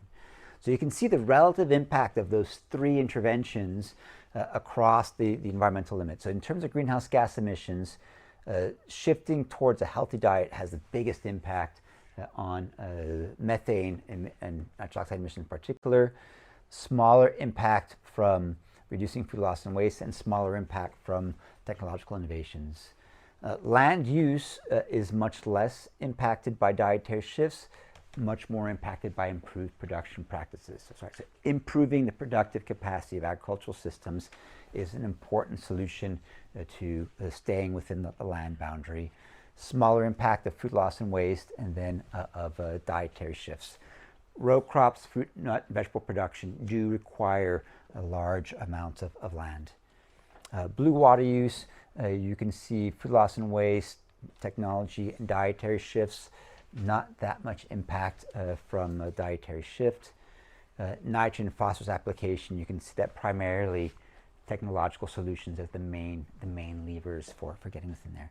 But what you also see when you look at all of these is that the only way to get within what we describe as a safe environmental space is the combination of interventions across the three, right? So it's reducing food loss and waste and improved production practices and dietary shifts that get us within that boundary. And so I think the important point here is again to recognize that system solutions rather than single factor solutions really are going to be the trend that we see looking forward. And being able to, even though we work in food production, recognize that anything that we do in food production that helps us to transition to a healthy diet, anything that we do in food production that helps us to reduce food loss and waste are contributions to these global goals.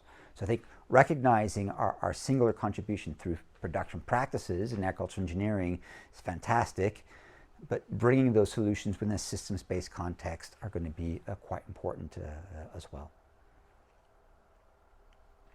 All right, let's do a little exercise, and I'd like to use the last hour to focus on biodiversity. And I want you all to take out a sheet of paper, and I want you to imagine that we're going to a new planet that has a basic atmosphere and climate. We're all going to travel on that spaceship, and you each get to bring 3 species with you, 3 to 5. So I want you on your sheet of paper to write 3 species that you're going to take with us on this journey. Everyone here knows what a species is, right? All right, so please, species. Is that? Scientific names? No, you can give a common name, but no, fruits is not a species. All right. We did do a blue food assessment with Stanford and Stockholm Resilience Center because the Lancet Commission had no. Was very terrestrial focused, and so here's the estimates from different types of fish or blue foods and their impact on carbon, nitrogen, phosphorus, land, fresh water, and carbon, with farmed across the top and wild catch here, right?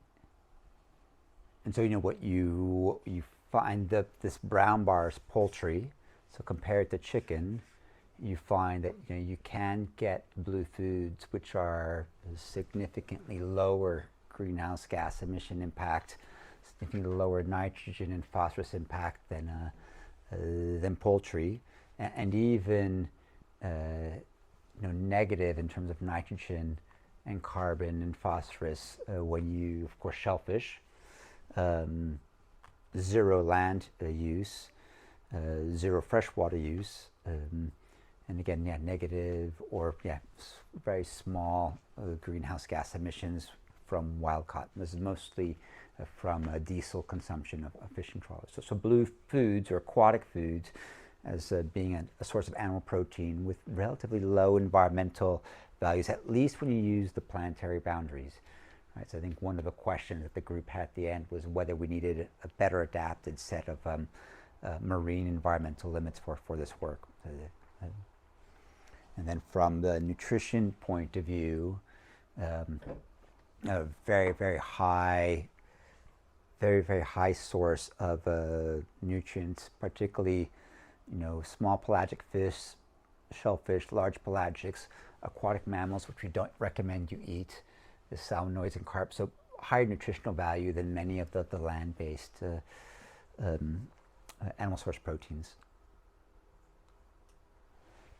So that there is strong interest in how do we make better use of aquatic environments for food production, and is this a means of reducing environmental impacts of food?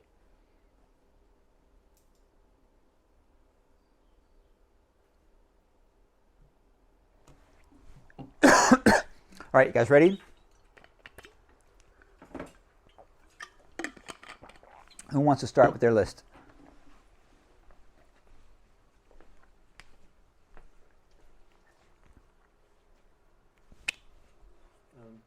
Bees. Which one? Any type of bee. European honeybee? No, like a wild species bee. Yeah. I don't know. Apis mellifera? Yeah, maybe. told you species. That's the European honeybee. It's the one that we get most of our honey from. Lombric. Lombric, worm. We still have a species. Lentils. Lentils.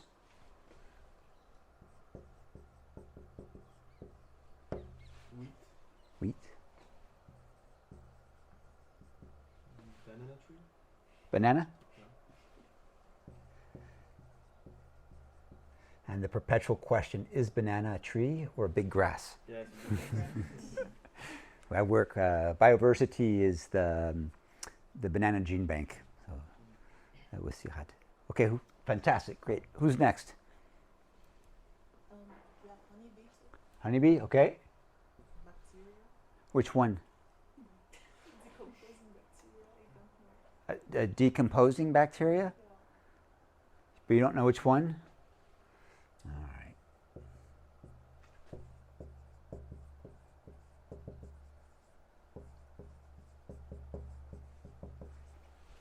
Apple tree, Apple?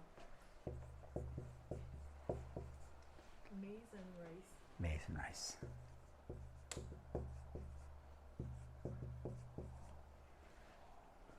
Next, Rotting fungi. a rotting fungi. Yeah.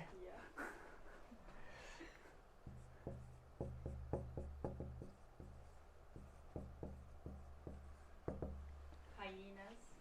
Hyena. And wheat. Wheat. Grapes and olives. Mediterranean diet. Okay, good, good. Next, Yeah, so I've chosen beans, beans, wheat, wheat, yeah, avocado, avocado,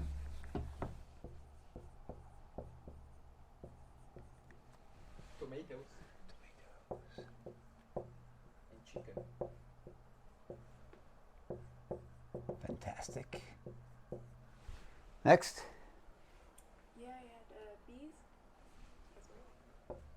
Also chicken, chicken also. tomatoes and mushroom. What kind of mushroom? Huh? The good kind. The good kind, like edible mushroom? Yeah. Chanterelle, champignon de Paris.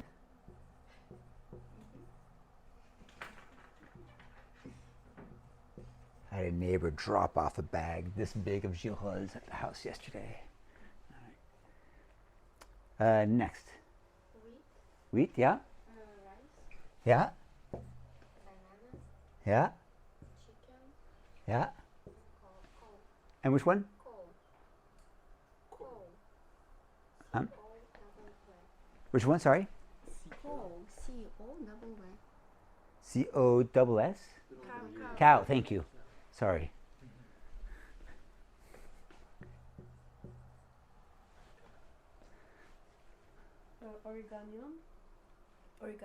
Oregano, the spice? Yeah.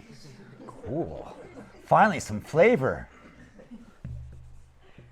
And the shrimps. Shrimp, good, good, good. I'm starting to get hungry. Wheat. Wheat, Beans and corn. beans. And corn. Yeah. Maize. Maize, okay. Yeah. Chicken. Chicken, Beans. beans, Potato. beans. Where's my beans? Oh, potato, good. We do get fries. Apple and wheat. Apple and So I have bee. wheat. Wheat. Wheat, Beans.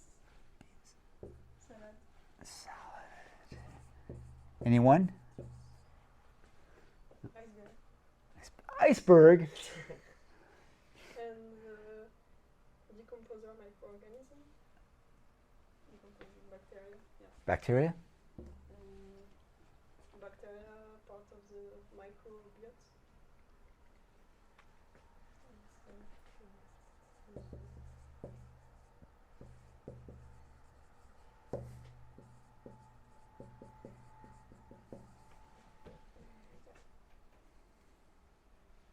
Red chili. Red chili, good. Cannot live without. I'm not here, you forget them. Mushrooms and Which kind?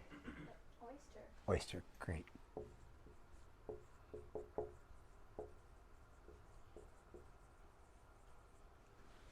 Bees. Rice.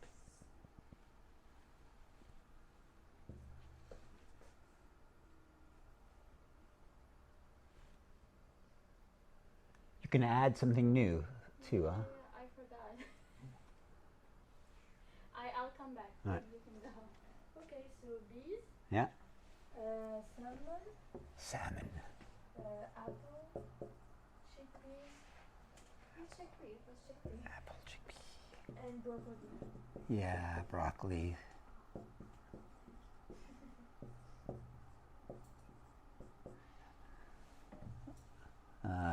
All right, probably misspelled. Two Can you check C's. chickpea twice? 'Cause I'd also like to bring chickpeas.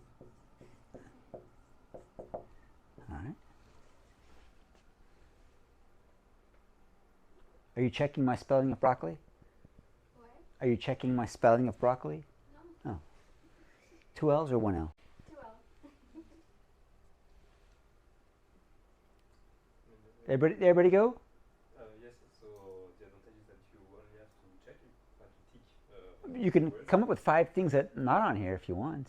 So I wrote down bees. Yeah. Wheat. Wheat, yeah. Wheat, sorry. Yeah. Peas. Chickpeas. Chicken. And And apple tree. you guys all like apples. What happened to pears, plums, apricots, peaches? All right, so what do you think? How are we going to do?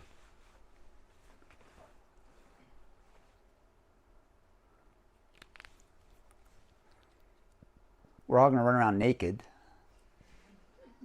or wear banana fiber clothes. There was no sheep. There is no sheep. There's no sheep.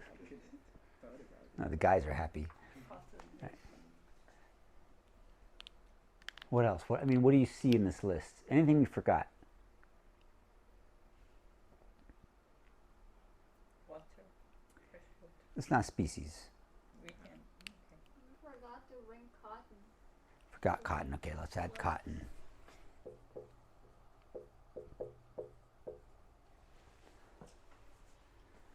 Why are we taking the bees? Pollination. All right, so which crops need pollination here? No. Maize, wind pollinated. Apples. Apples, definitely apples. Anything in the rose family, apples, apricots, pears, peaches, all those stone fruits. Beans benefit from it. Squash, we didn't take squash. The squashes all benefit from pollination.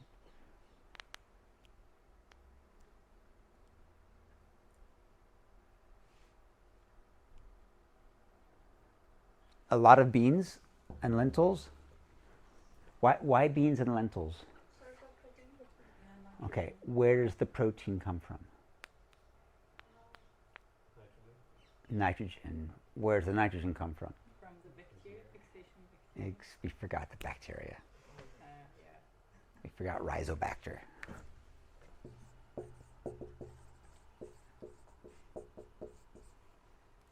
Bacter.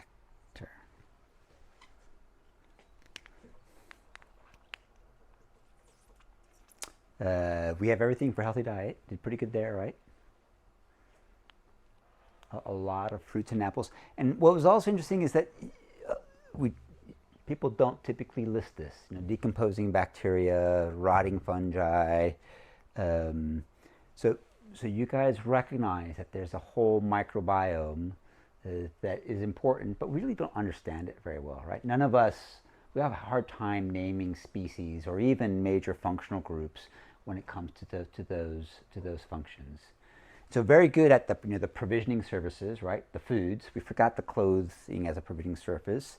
I don't know whether fuel is well captured. There's some trees there and some wood, but not much in the way of wood.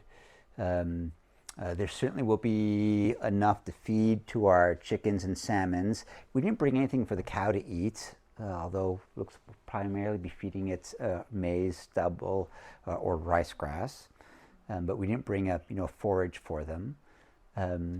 We could use some of the beans, and if we brought soya, we could use some of that as well. So we think naturally about the provisioning services, right? Those foods that are a material good. We began to think about some of the regulating services. So the pollination and decomposition were quite high on the list.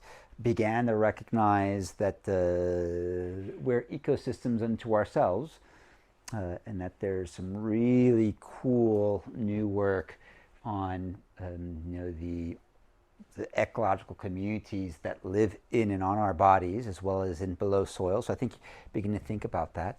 But when we now transition to our work as agricultural engineers, are we used to thinking about how do we manage these, and what are the practices that we would want to develop, want to improve in order to improve the capacity for particularly the decomposing organisms to provide those services, or the pollinating organisms to provide those services? How do you engineer a landscape so that there's habitats that a pollinator is not only present but has access to the crop? No disease regulating species here. All right, no diseases. Smart of you, no diseases. But no wasps, no spiders, no ants, no ladybugs, which can provide those functions. But again, if we're thinking about how do you manage a field or a landscape, how do you create the habitat so that those species can survive, thrive, and be present and contribute? Whether it's by creating actual physical habitat or reducing the disturbance in agricultural fields so that they are able to produce and thrive. So I mean, the point with the exercise was both to give you a break, but to begin to think about biodiversity, not just from a species composition, but more from a functional point of view. And can we begin to think of biodiversity as a global operating system? Right? Just like you have an operating system that allows you to, we used to buy these in boxes when I was your age, and now you just download them. But the operating system on your computer that allows you to run statistics, to write emails, to communicate with your friends. And that biodiversity is the same way. That in a sense, we're getting free services from biodiversity that provide support to food production, provide support to healthy food production, and to environmental goods that might come from agriculture. And so agriculture, often seen as a field that reduces biodiversity, that tries to simplify systems, I think now has an interesting challenge from saying, well, how do you actually work with biodiversity in fields? And this doesn't mean 100% wild biodiversity, but how do you create the habitat, the space that allows these functions to contribute to food production so that your agriculture is more an agriculture of the living, or agriculture de vivant? You recognize quite well that there's a whole suite of organisms that we don't understand very well. This is a fungi that's breaking down so well. So decomposition as an important means not only of releasing nutrients, but also as a primary means by which we convert atmospheric carbon into biological carbon through photosynthesis, into a soil-stable carbon through decomposition.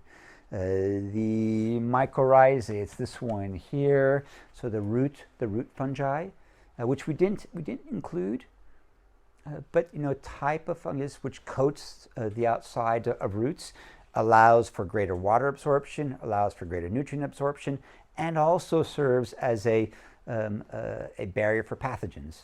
So helps to improve plant health as well. Rhizobacter, which allows us to fix nitrogen, and also is why legumes are such an important part of a vegan vegetarian diet or protein source. Streptomycetes here, ciliates here, which can release nitrogen into a soil as well. But yeah, a whole host of species which are not quite visible. You were quite good about adding pollinating at least a bee or bees to the list. And I think often underappreciated, right? But when we think about those foods whose consumption we need to increase if we want to achieve healthy diets, the majority of the crops that are underproduced today are pollination dependent. Right? So a lot of our grain crops, rice, maize, wheat, are wind pollinated, don't necessarily require insect pollination, but the number of species food species that benefit from pollination really is quite high. So quite a bit of those foods that we're trying to produce, raspberries, stone fruits, apples, oranges, citrus in particular, all benefit from pollination and require pollination in order to both increase productivity and improve and increase productivity.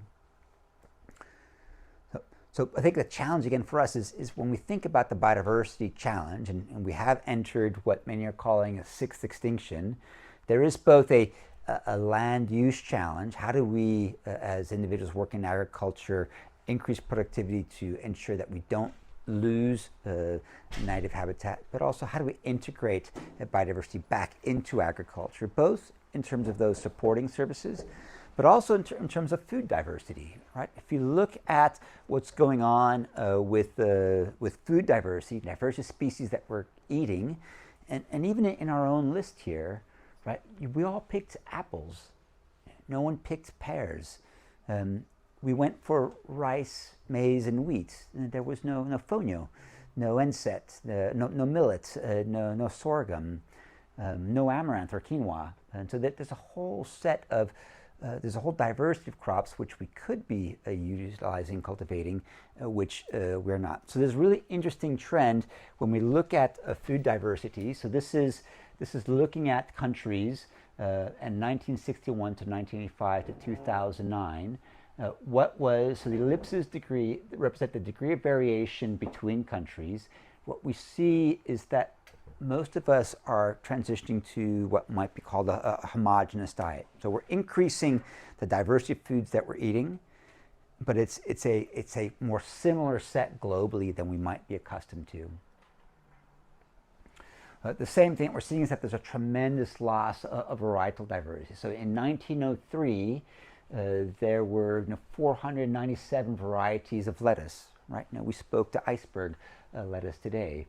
There were 406 varieties of tomato, 285 varieties of cucumber, now 79 for tomatoes. So diversity within species also is becoming far reduced. And I think important questions both in terms of what are the health impacts, what are the cultural impacts, but also if we're trying to adapt agriculture to a rapidly changing environment, does this mean that we have a smaller set of tools in our toolbox? And how can we better leverage that diversity to grow foods in environments and try to see whether we can pick species better adapted to environments rather than adapting environments to species? And what proportion of that contribution might be there? I think I'll skip this one. Well, maybe I'll pause here for just a second. So there is, you're all familiar with the Paris Climate Agreement, which is largely influenced by the IPCC, the Intergovernmental Panel on Climate Change.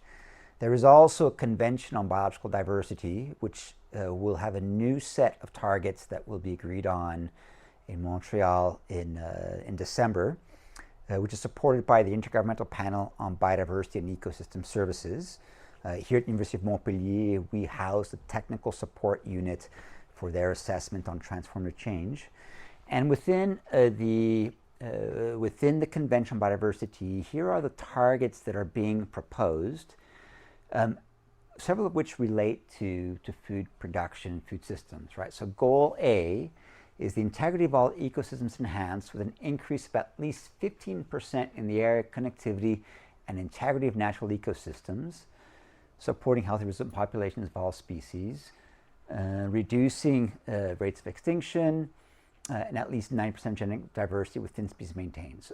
So the biodiversity community is challenging us in food to see whether we can feed 10 billion with an increase of at least 15% of intact ecosystems. So how do we embrace that as individuals working in agriculture? Do we accept that as a challenge, or are we antagonistic in terms of saying, no, food security is more important than environmental security, and we're not able to reach this goal? Or is this something that we integrate in our work and see how we can develop those technologies that allow us to do it? Target 1, ensure that all land and sea areas under integrated biodiversity inclusive spatial planning, addressing land and sea use change, retaining existing intact and wilderness areas. Do you guys have any idea how much intact land remains globally?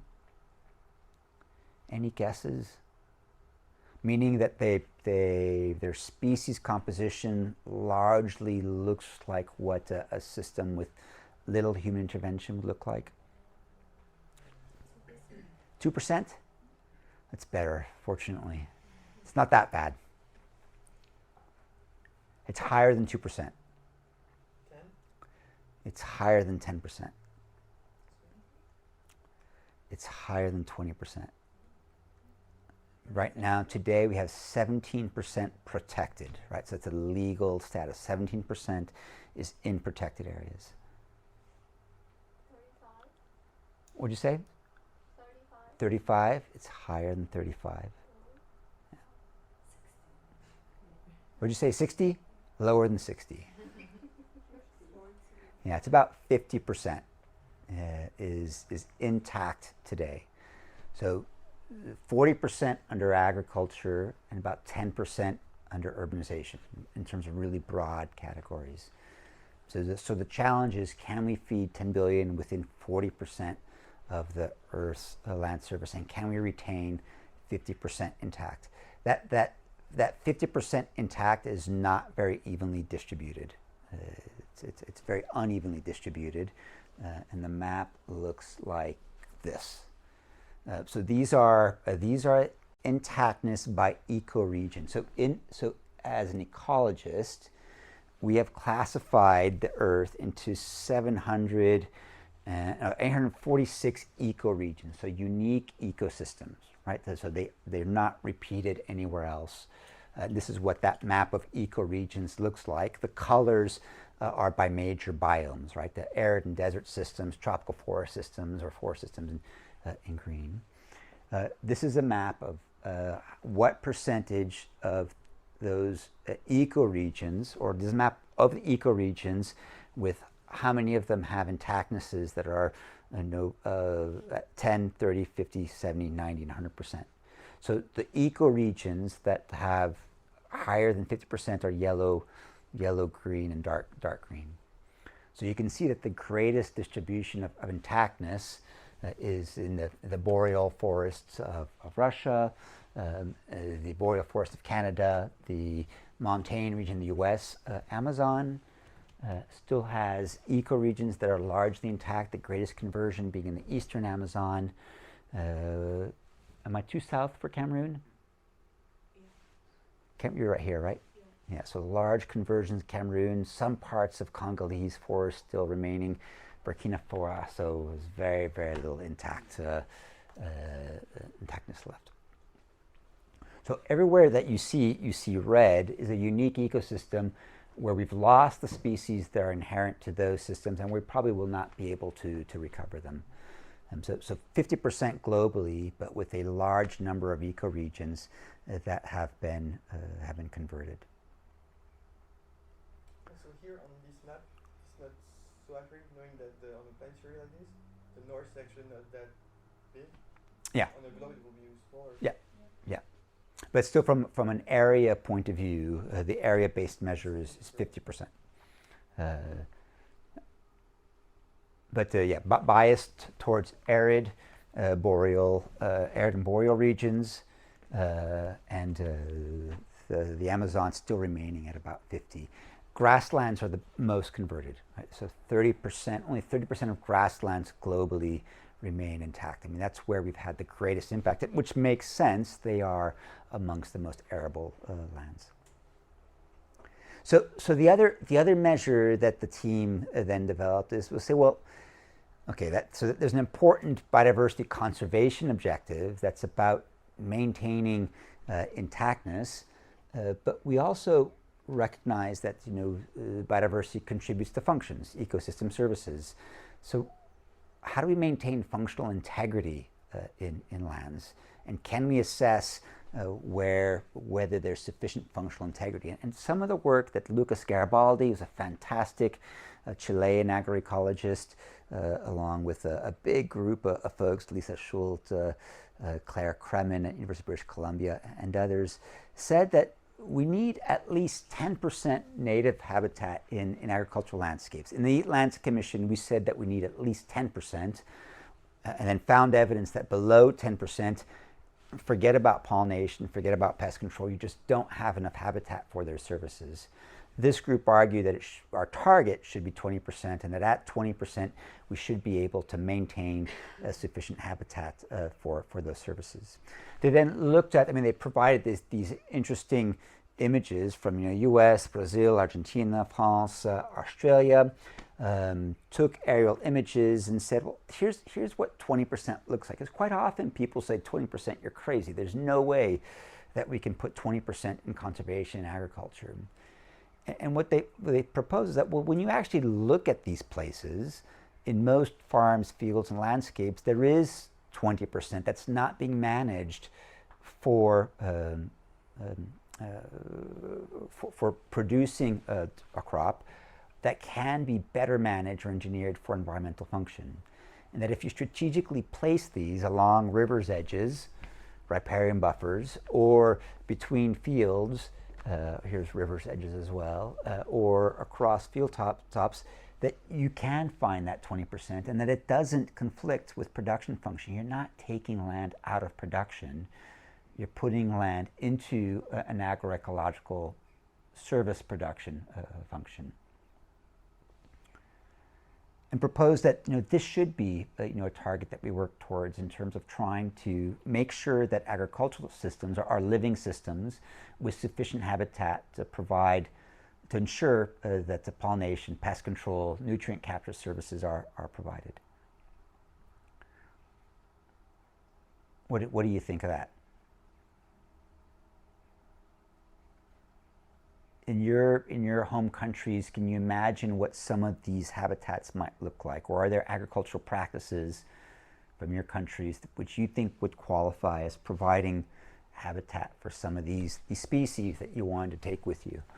Right? The Apis mellifera, or the species that are going to be capturing excess runoff, helping to provide habitat for soil decomposers, etc.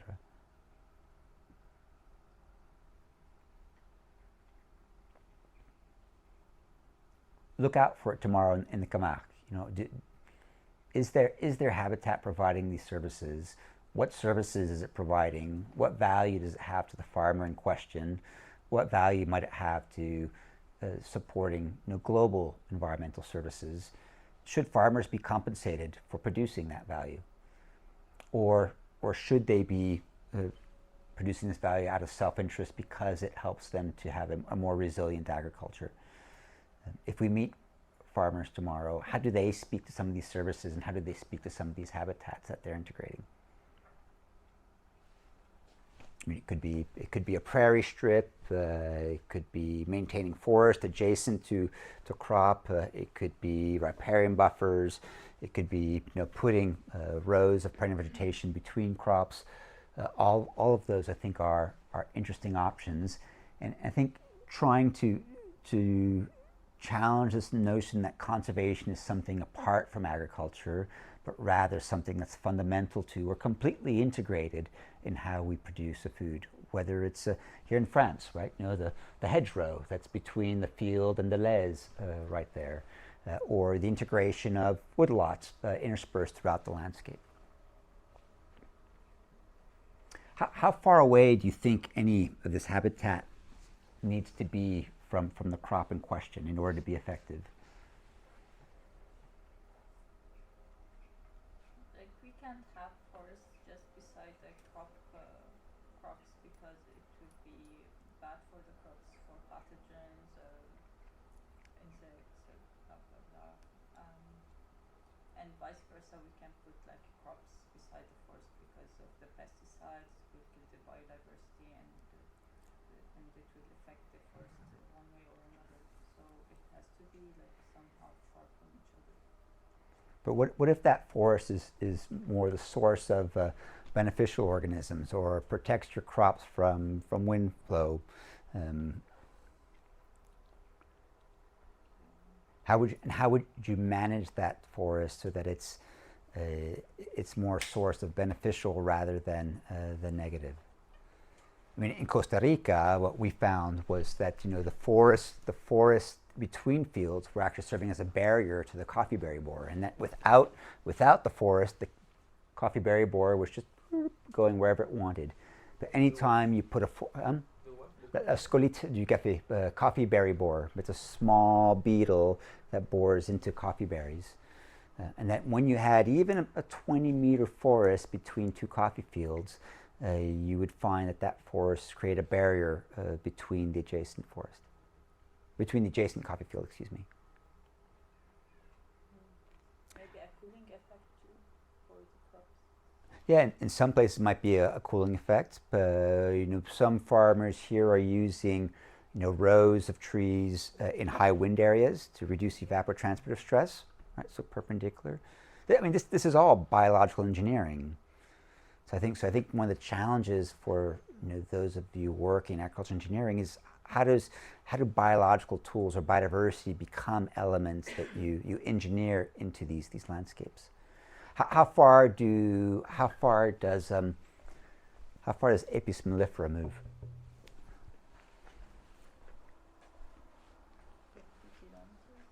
60 kilometers? 50 kilometers? No, smaller? Much smaller. Yeah, drop 2 zeros. 2 zeros? Well, from a linear distance. And to convert to meters and drop 2 zeros. Yeah, so I mean, most pollinators don't move more than hundreds of meters. Right? Most wasps don't move more than hundreds of meters. Most non-flying insects, we're talking about tens of meters. If you're talking about nitrogen fixing plant, providing nitrogen for the next crop, that's centimeters, right? So proximity is quite important, and so we've proposed that maintaining habitat 10 to 20% per square kilometer would be needed in order to secure pollination and pest control functions, as well as interception of nitrogen phosphorus runoff from fields. If you were to ensure the protection of riparian areas globally, right, so that every stream has at least a 10 to 20 meter buffer between a field and a waterway, it's about 6% of the global landmass. So simply putting in a riparian buffer gets you almost half of the way to a 10% limit. Higher in more hydric landscapes like you have in Europe and North America. So we do have a map of what functional integrity looks like, and so it's very different than intactness, right? So these are, again, we used ecoregion as a measure. These are the ecoregions where there is at least 10% semi-natural habitat per square kilometer in those landscapes. And you can see that the biggest challenges are in India, California's Central Valley, the Central Plains of the United States, Eastern Europe, and Ghana and Togo. I had another map. Where'd it go? Here it is. Here's the raster map. So our intact areas are green. In this case, we have not used ecoregions as a polygon, right? We've just used pixels. And so you see there's a better depiction of the distribution of where intactness is. So intact areas are the green, and then integrity, which is the blue to red. Areas that are blue are areas that we estimate there is sufficient habitat within agriculture to secure pest control, pollination, and nutrient interception services. When you get down to the green, the reds are areas which are in deficit of that habitat. So in India and the Punjab, heavy deficits. Western France, and central France, California again, and Central Valley, and then the parts of Brazil as well, as regions where an intervention might work to try to increase that integrity.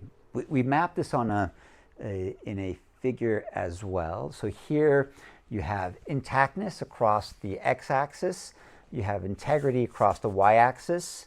These are North American ecoregions, so it's Mississippi and Chihuahua.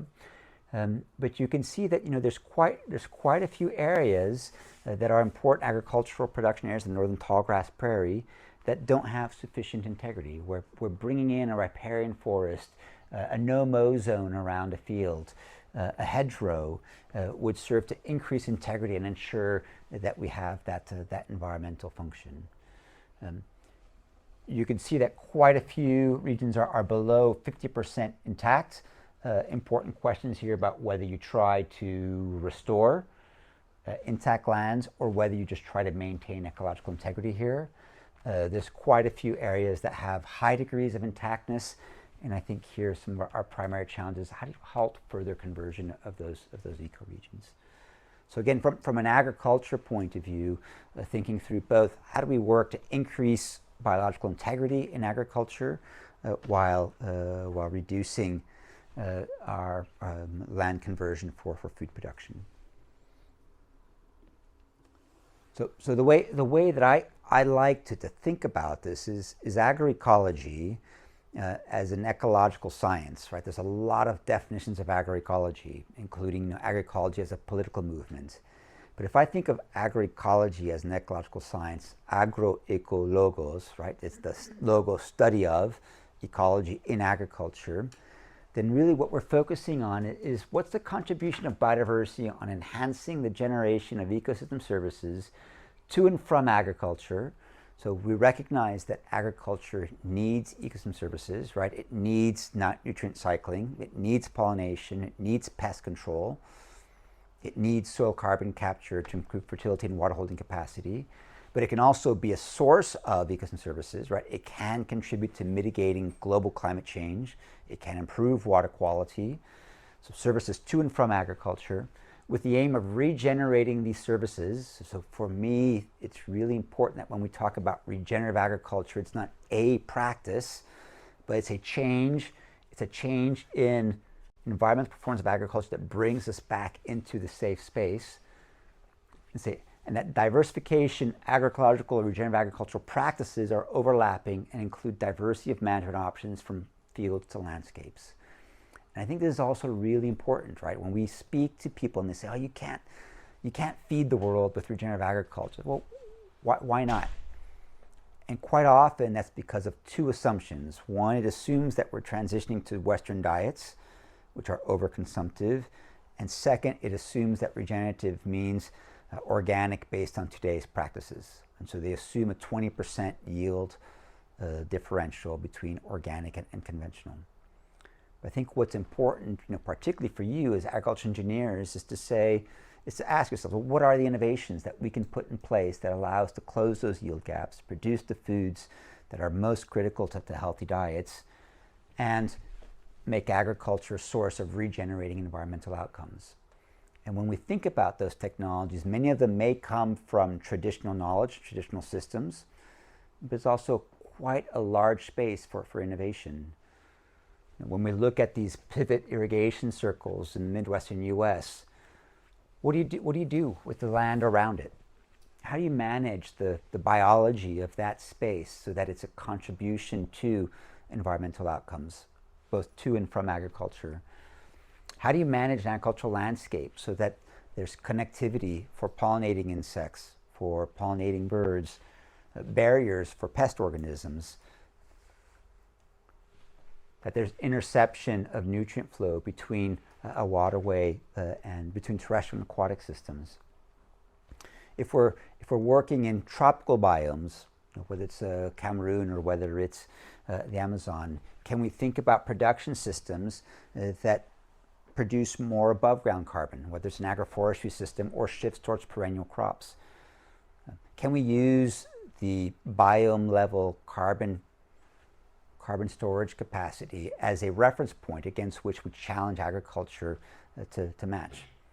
If we're in Cameroon and we look at a forest, tropical forest in Cameroon is about 600 gigatons of, 600 tons of carbon per hectare. A soybean plantation is about 12 tons of carbon per hectare. A cacao agroforest is 350 tons of carbon per hectare. So in terms of environmental performance, your cacao agroforest is half the potential of a Cameroonian rainforest compared to soybean plantation, which is 10% of that potential. So can we think about creating, designing ecosystems that are both producing healthy foods, but also better performing in terms of these environmental metrics and outcomes? I think, maybe I'll stop here. But quite often when we're challenged with this question, can regenerative be productive? We use a whole series of backcasting analyses. We look at the past literature to ask that question. And quite often we use a single type of practice, organic is often used as a reference point, to make the case that no, it's not possible to feed the world on organic. And I think there's good evidence that with current technologies in organic, we would not be able to feed the world with zero land expansion. But more important than doing these backcasting tools, I think we need to be asking ourselves, well, where are the examples of success? And this is a great study by Tamburini et al. That did a meta-analysis of analyses that looked at, can we find evidence of trade-offs between improving crop yield and producing some services? And yes, in 10% of cases, there was a lose-lose situation. In 25% of cases, it's a decrease in yield, so that's significant. But in 63% of cases, they were able to both increase ecosystem service provisioning and yield. And I think diving more deeply into what are those case studies, what are those examples, what technologies and practices they use, what was the context that these farmers were operating in, to better understand how we innovate into this domain rather than stating from the outfront that it's not possible to have regenerative agriculture with food security, really is the direction that I hope we'd be traveling. And I've seen quite a bit of this here in France as well as in other countries. Right outside my house here around Montferrier, it's quite a bit of grape production. In the spring, before the grapes leaf out, you start to get the weeds growing in between the vines. I've seen one farmer spray that field with herbicide. I've seen one farmer till or plow the weeds up, and a third farmer who is grazing that with sheep, and a fourth farmer who's letting it grow. All of those farmers have similar yield production. Two of them are storing carbon in the soil. One of them, the sheep producer, is producing grapes and meat. The one that is letting that intercrop grow rolls it over later on in spring before there's a pest outbreak, but has been selecting species that are deep-rooted to pump carbon back into soils. So you see three practices with three different costs and similar yields, but very, very different environmental outcomes.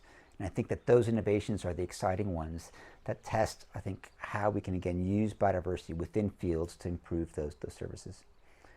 So I'll stop there, and I look forward to continuing the conversation with you guys tomorrow in the Camargue. And I think I would welcome and encourage you both to think about, to observe what you see happening in that landscape, but also in our conversations with our guides to ask about what motivates, what drives their decisions in terms of what practice to implement, and what it would take to work with those individuals towards, of course, maintaining yields, maintaining their livelihoods, but also increasing environmental functions in that landscape.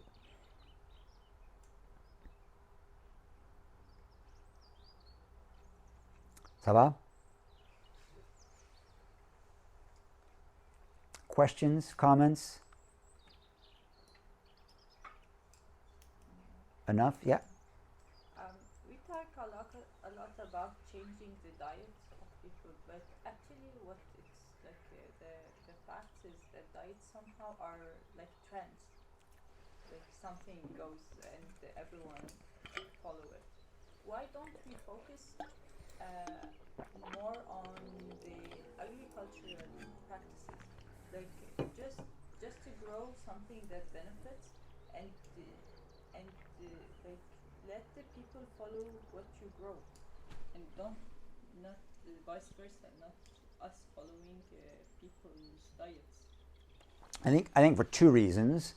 One, that diets are now the number one driver of poor health. And so there's a public health community that is increasingly interested in what we do in agriculture because they suffer the impact of what we do. Right? So I think the high productivity of particularly sugar, maize, corn syrup, of red meat has a consequence that the public health community is paying the price for, and that public health budgets are paying the price for. So one, there's pressure from that group. Second is that when you look at global environmental challenges, productivity alone doesn't get us there.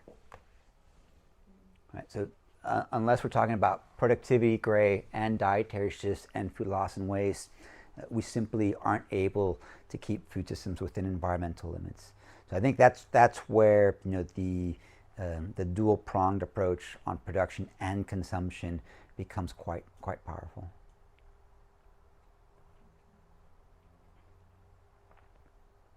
But you're right, diets do change. A lot of people say behavior change is really difficult, but behaviors change all the time. I don't think our parents recognize the foods that we eat today. I have a question which has no actual link with what we are doing. I just want to know if there is a difference between forage and fodder. Forage typically is used to speak to in situ. So the livestock go out into the field. The fodder is often cut and carried into a system.